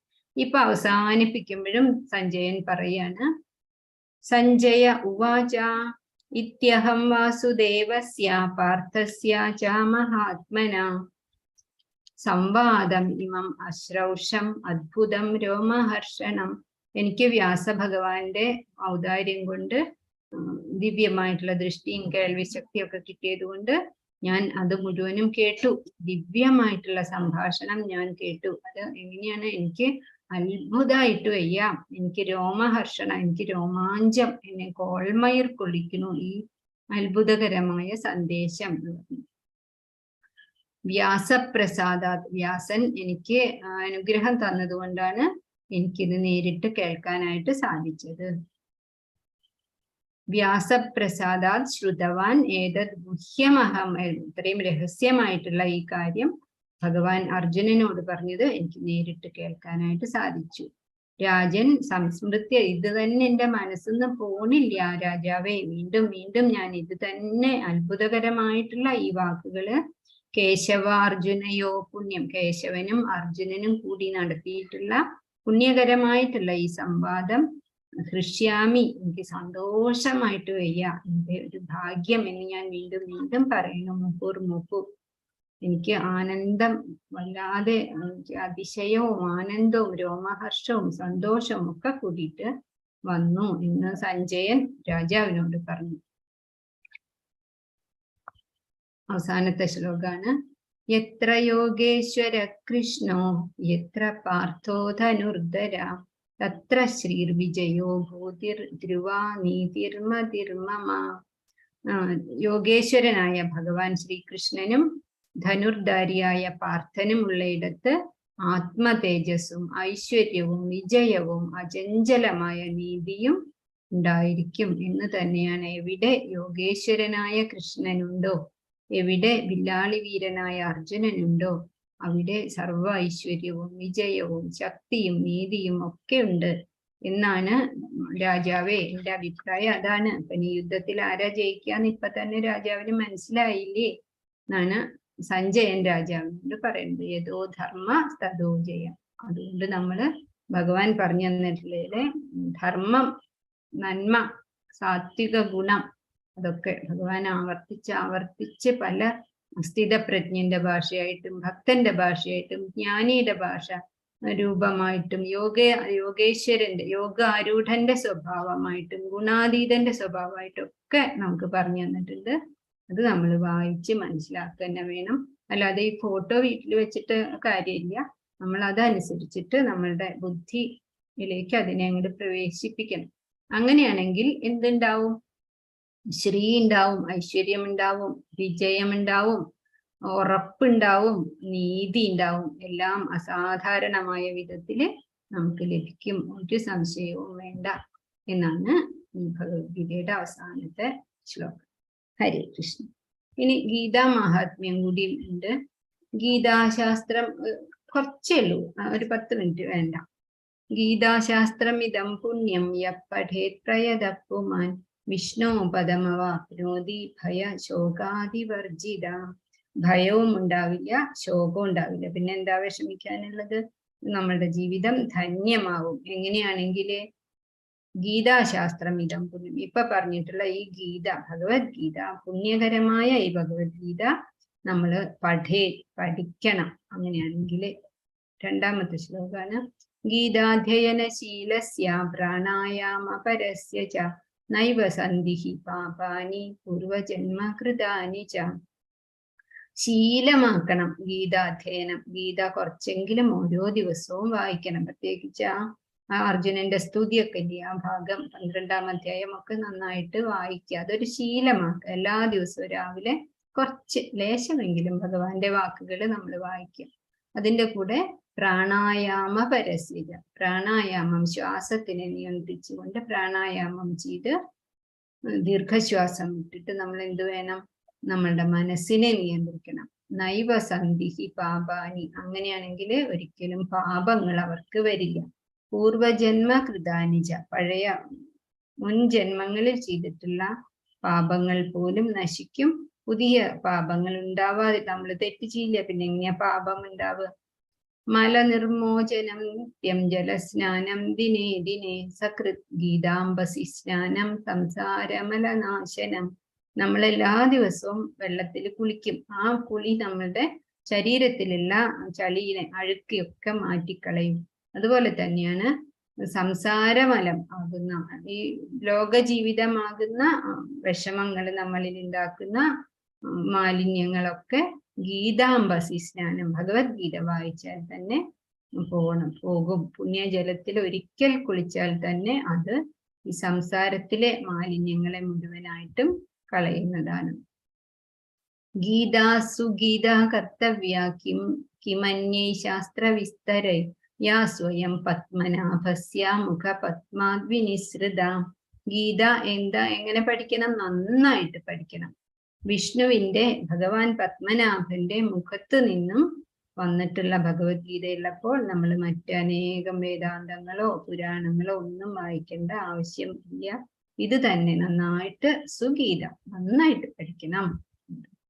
ഭാരതാമൃത സർവസ്വം വിഷ്ണോർ വക്രാദ്വിനിസൃതം ഗീതാഗംഗോദകം പീത്വാ പുനർജന്മ ന വിദ്യതേ. ഭാരതത്തിന്റെ മഹാഭാരതമാണ് ഏറ്റവും വലിയ ഇതിഹാസം. അതിന്റെ സാര സർവസ്വമാണ്.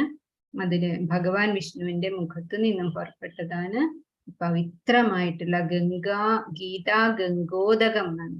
ഗംഗാജലം പോലത്തെ പരിശുദ്ധമായിട്ടുള്ള ഈ ഗീത, ഈ വാക്കുകള് നമ്മൾ വേണ്ടതുപോലെ ഉപയോഗിക്കുക. അപ്പൊ പുനർജന്മം ഉണ്ടാകില്ല.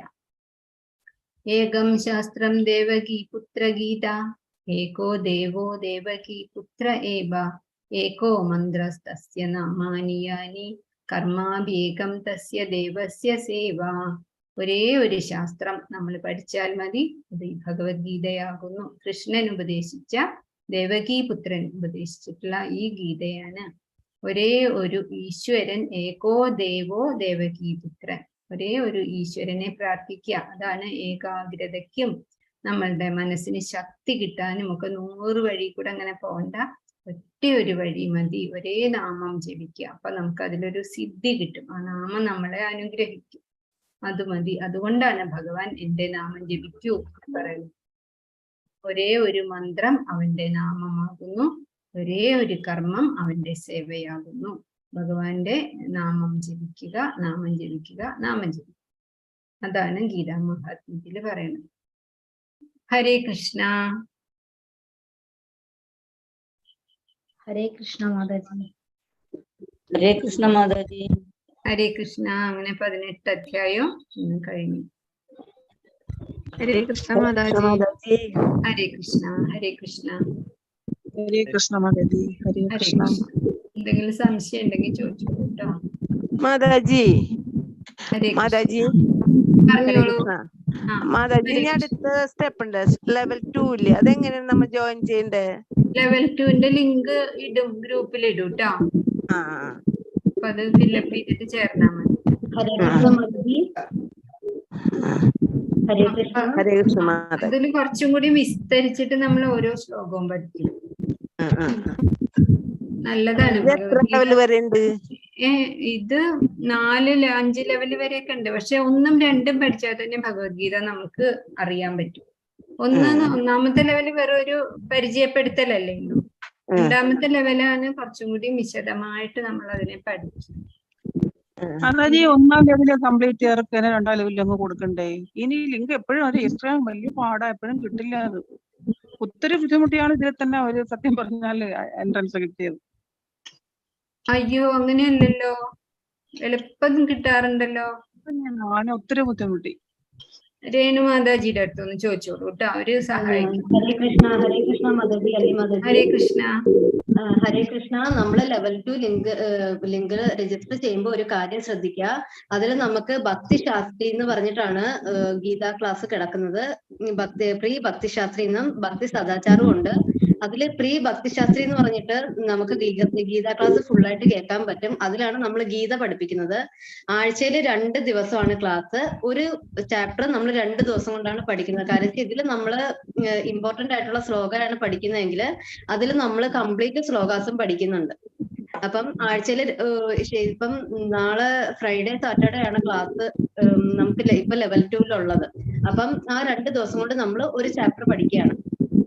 അപ്പം ഇതില് ഭക്തി സദാചാരാണെങ്കിൽ നമ്മള് ഗീതാ ക്ലാസ് എടുക്കുന്നില്ല. പുറത്തുള്ള ബാക്കിയുള്ള കാര്യങ്ങൾ, ഇപ്പൊ ഉള്ള ബാക്കിയുള്ള നമ്മുടെ പ്രഭുക്കന്മാരെ പറ്റി, അതുപോലെ ഓരോ സ്റ്റോറീസ്, അങ്ങനെയുള്ള കാര്യങ്ങളൊക്കെയാണ്, ചൈതന്യ മഹാപ്രഭുവിനെ കുറിച്ച് അങ്ങനെയൊക്കെയുള്ള കാര്യങ്ങളാണ് നമ്മൾ പഠിക്കുന്നത്. അതുകൊണ്ട് ഗീത നിങ്ങൾ പഠിക്കണം എന്നുണ്ടെങ്കിൽ പ്രീ ഭക്തി ശാസ്ത്രി കോഴ്സ് തന്നെ സെലക്ട് ചെയ്യണം.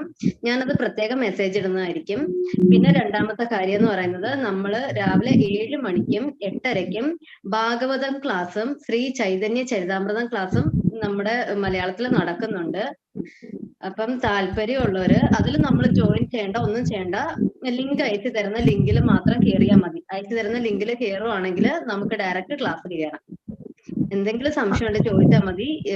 പിന്നെ ഒരു കാര്യോടെ, ഈ 18 ദിവസത്തെ ക്ലാസ് മിസ്സായെന്ന് ആരും വിഷമിക്കേണ്ട. കാര്യം വെച്ചാല് ആഴ്ചയിൽ 2 ദിവസമേ നമുക്ക് ലെവൽ 2 ക്ലാസ് ഉള്ളൂ. ഇനിയും ഈ ലെവൽ 1 ക്ലാസ് നിങ്ങൾക്ക് കേൾക്കണമെന്ന് താല്പര്യമുള്ളവര് എന്നെയോ മിനി മാതാജിക്കോ മെസ്സേജ് അയക്കാനുള്ള. ഞങ്ങൾ പുതിയ ബാച്ച് വരുമ്പോൾ ജൂൺ 5-ാം തീയതി പുതിയ ബാച്ച് അടുത്തത് സ്റ്റാർട്ട് ചെയ്യാണ്. അപ്പോഴത്തേക്ക് അതിൽ ആഡ് ചെയ്യാം. അതിൽ മാതാജിമാർക്ക് കീർത്തനം ചൊല്ലാൻ വരാം. അതുപോലെ നമുക്ക് ഇങ്ങനെ ഗീതാ ശ്ലോകം വായിക്കാം, വിവർത്തനം വായിക്കാം, എല്ലാത്തിനും അവസരം തരും. അതിന് താല്പര്യമുള്ളവര് എനിക്കോ മിനി മാതാജിക്കോ ഒന്ന് മെസ്സേജ് അയച്ചാല് അതിനായിട്ടൊരു ഗ്രൂപ്പ് ഉണ്ട്, ഞങ്ങൾ അതിൽ ആഡ് ചെയ്യുന്നതായിരിക്കും. ഹരേ കൃഷ്ണ. താങ്ക് യു മാതാജി. ഹരേ കൃഷ്ണ. ഹരേ കൃഷ്ണ. ഇപ്പൊ മനസ്സിലായില്ലേ മാതാജി? 2 തരത്തില് ഉണ്ടാവും. ഭക്തി ശാസ്ത്രി എന്തായിരുന്നു, ഭക്തി സദാചാർ ഉണ്ട്, പ്രീ ഭക്തി ശാസ്ത്രി ഉണ്ട്. അപ്പൊ പ്രീ ഭക്തി ശാസ്ത്രിയിൽ ജോയിൻ ചെയ്താലാണ് ഭഗവത്ഗീതയിലേക്ക് വരിക. അതാണ് പറഞ്ഞിട്ടോ ഒരു കാര്യം. അപ്പൊ ജോലിക്ക് പോണവര് എന്ത് ചെയ്യും മാതാജി? എന്താ പറഞ്ഞ? ജോലിക്ക് പോണവര് എന്ത് ചെയ്യും? ജോലിക്ക് പോണേന് എന്താ, രാവിലല്ലേ ക്ലാസ്? പക്ഷെ അതിന്റെ തൊട്ട് പുറകിലായിട്ട് ലിങ്ക് ഇടുന്നുണ്ട്, യൂട്യൂബ് ലിങ്ക് ഉണ്ട് കേട്ടോ. ഹരേ കൃഷ്ണ. ഒറ്റ മിനിറ്റ്. നമ്മുടെ ഈ ഭഗവത്ഗീത ക്ലാസ് രാത്രി 8 മണിക്ക് തന്നെയാണ്. രാവിലെ ഭാഗവത ക്ലാസ്സും ചൈതന്യ ചരിതാമൃതം ക്ലാസ്സും മാത്രമേ ഉള്ളൂ കേട്ടോ. ഹരേ കൃഷ്ണ. ഭഗവത്ഗീത രാത്രി 8 to 9 തന്നെയാണ് കേട്ടോ. അത് മിനി മാതാജി തന്നെ ആയിരിക്കും മിക്കവാറും അതില് കോഹോസ്റ്റായിട്ട് മിനി മാതാജി തന്നെ ആയിരിക്കും. അപ്പം കുറച്ചുകൂടെ മിനി മാതാജി ഡീറ്റെയിൽ ആയിട്ട് പറഞ്ഞുതരാം അതിനെ കുറിച്ച്. സംശയം ചോദിച്ചാൽ മതി, ഗ്രൂപ്പിലെ സംശയങ്ങൾ ഉണ്ടെങ്കിൽ ചോദിച്ചാൽ മതി, പറഞ്ഞുതരാം കേട്ടോ. ഹരേ കൃഷ്ണ. ഹരേ കൃഷ്ണ മാതാജി. അതായത് ഈ കിസ് കർശനമായിട്ടും ചെയ്യണമെന്നുണ്ടോ? ഹരേ കൃഷ്ണ.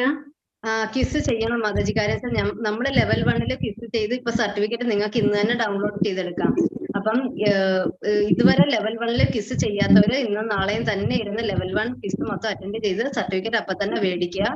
അതുപോലെ ലെവൽ 2 ക്വിസ് ചെയ്താൽ മാത്രമേ നമുക്ക് അടുത്ത പിന്നെ ലെവൽ 3 ലെവൽ 4 അങ്ങനെ.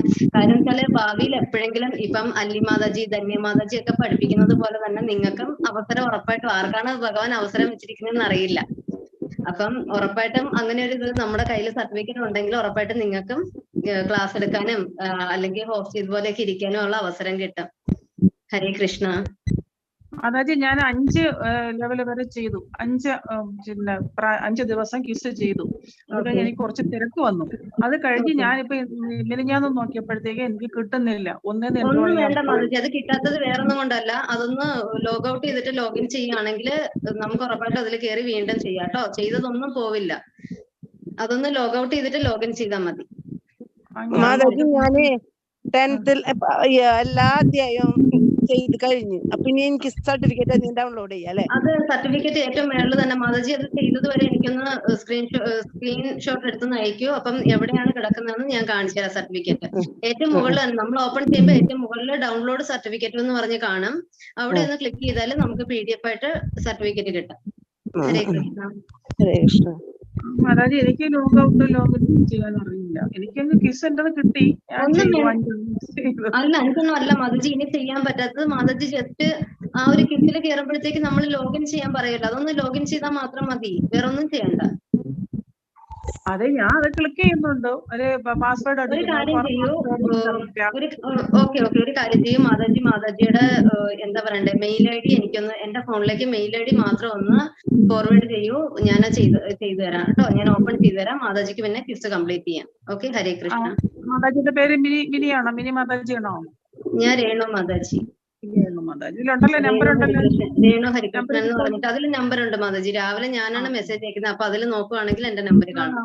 ശരി. ഓക്കെ. താങ്ക് യു മാതാജി. ഹരേ കൃഷ്ണ. ഹരേ കൃഷ്ണ. ഹരേ കൃഷ്ണ മാതാജി.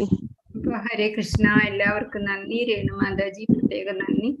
എല്ലാവർക്കും നല്ലത് വരട്ടെ. ഭഗവത്ഗീത എല്ലാവരെയും അനുഗ്രഹിക്കട്ടെ. ഭഗവാന്റെ വാക്കുകൾ നമ്മൾക്ക് നല്ല ബുദ്ധിക്ക് തെളിച്ചായിട്ട് എല്ലാവർക്കും നന്ദി. നമസ്കാരം. വാഞ്ചാകൽപതരുഭ്യശ്ച കൃപാസിന്ധുഭ്യേവ പതിതാനാം പാവനേഭ്യോ വൈഷ്ണവേഭ്യോ കൃഷ്ണവേഭ്യോ നമഃ. ഹരേ കൃഷ്ണ. ഹരേ കൃഷ്ണ മാതാജി. ഹരേ കൃഷ്ണ മാതാജി. ഹരേ കൃഷ്ണ. മാതാജി. ഹരേ കൃഷ്ണ. ഹരേ കൃഷ്ണ. നല്ല ക്ലാസ് ആയിരുന്നു മാതാജി. നല്ല ക്ലാസ് ആയിരുന്നു. Thank you. ഹരേ കൃഷ്ണ മാതാജി. ഹരേ കൃഷ്ണ. ക്ലാസ് എൻഡ് ആക്കട്ടെ രേണു മാതാജി. ഹരേ കൃഷ്ണ. താങ്ക് യു മിനി മാതാജി. ഹരേ കൃഷ്ണ മാതാജി. ഹരേ കൃഷ്ണ. ഹരേ കൃഷ്ണ. ഹരേ കൃഷ്ണ മാതാജി. ഹരേ ഹരേ കൃഷ്ണ.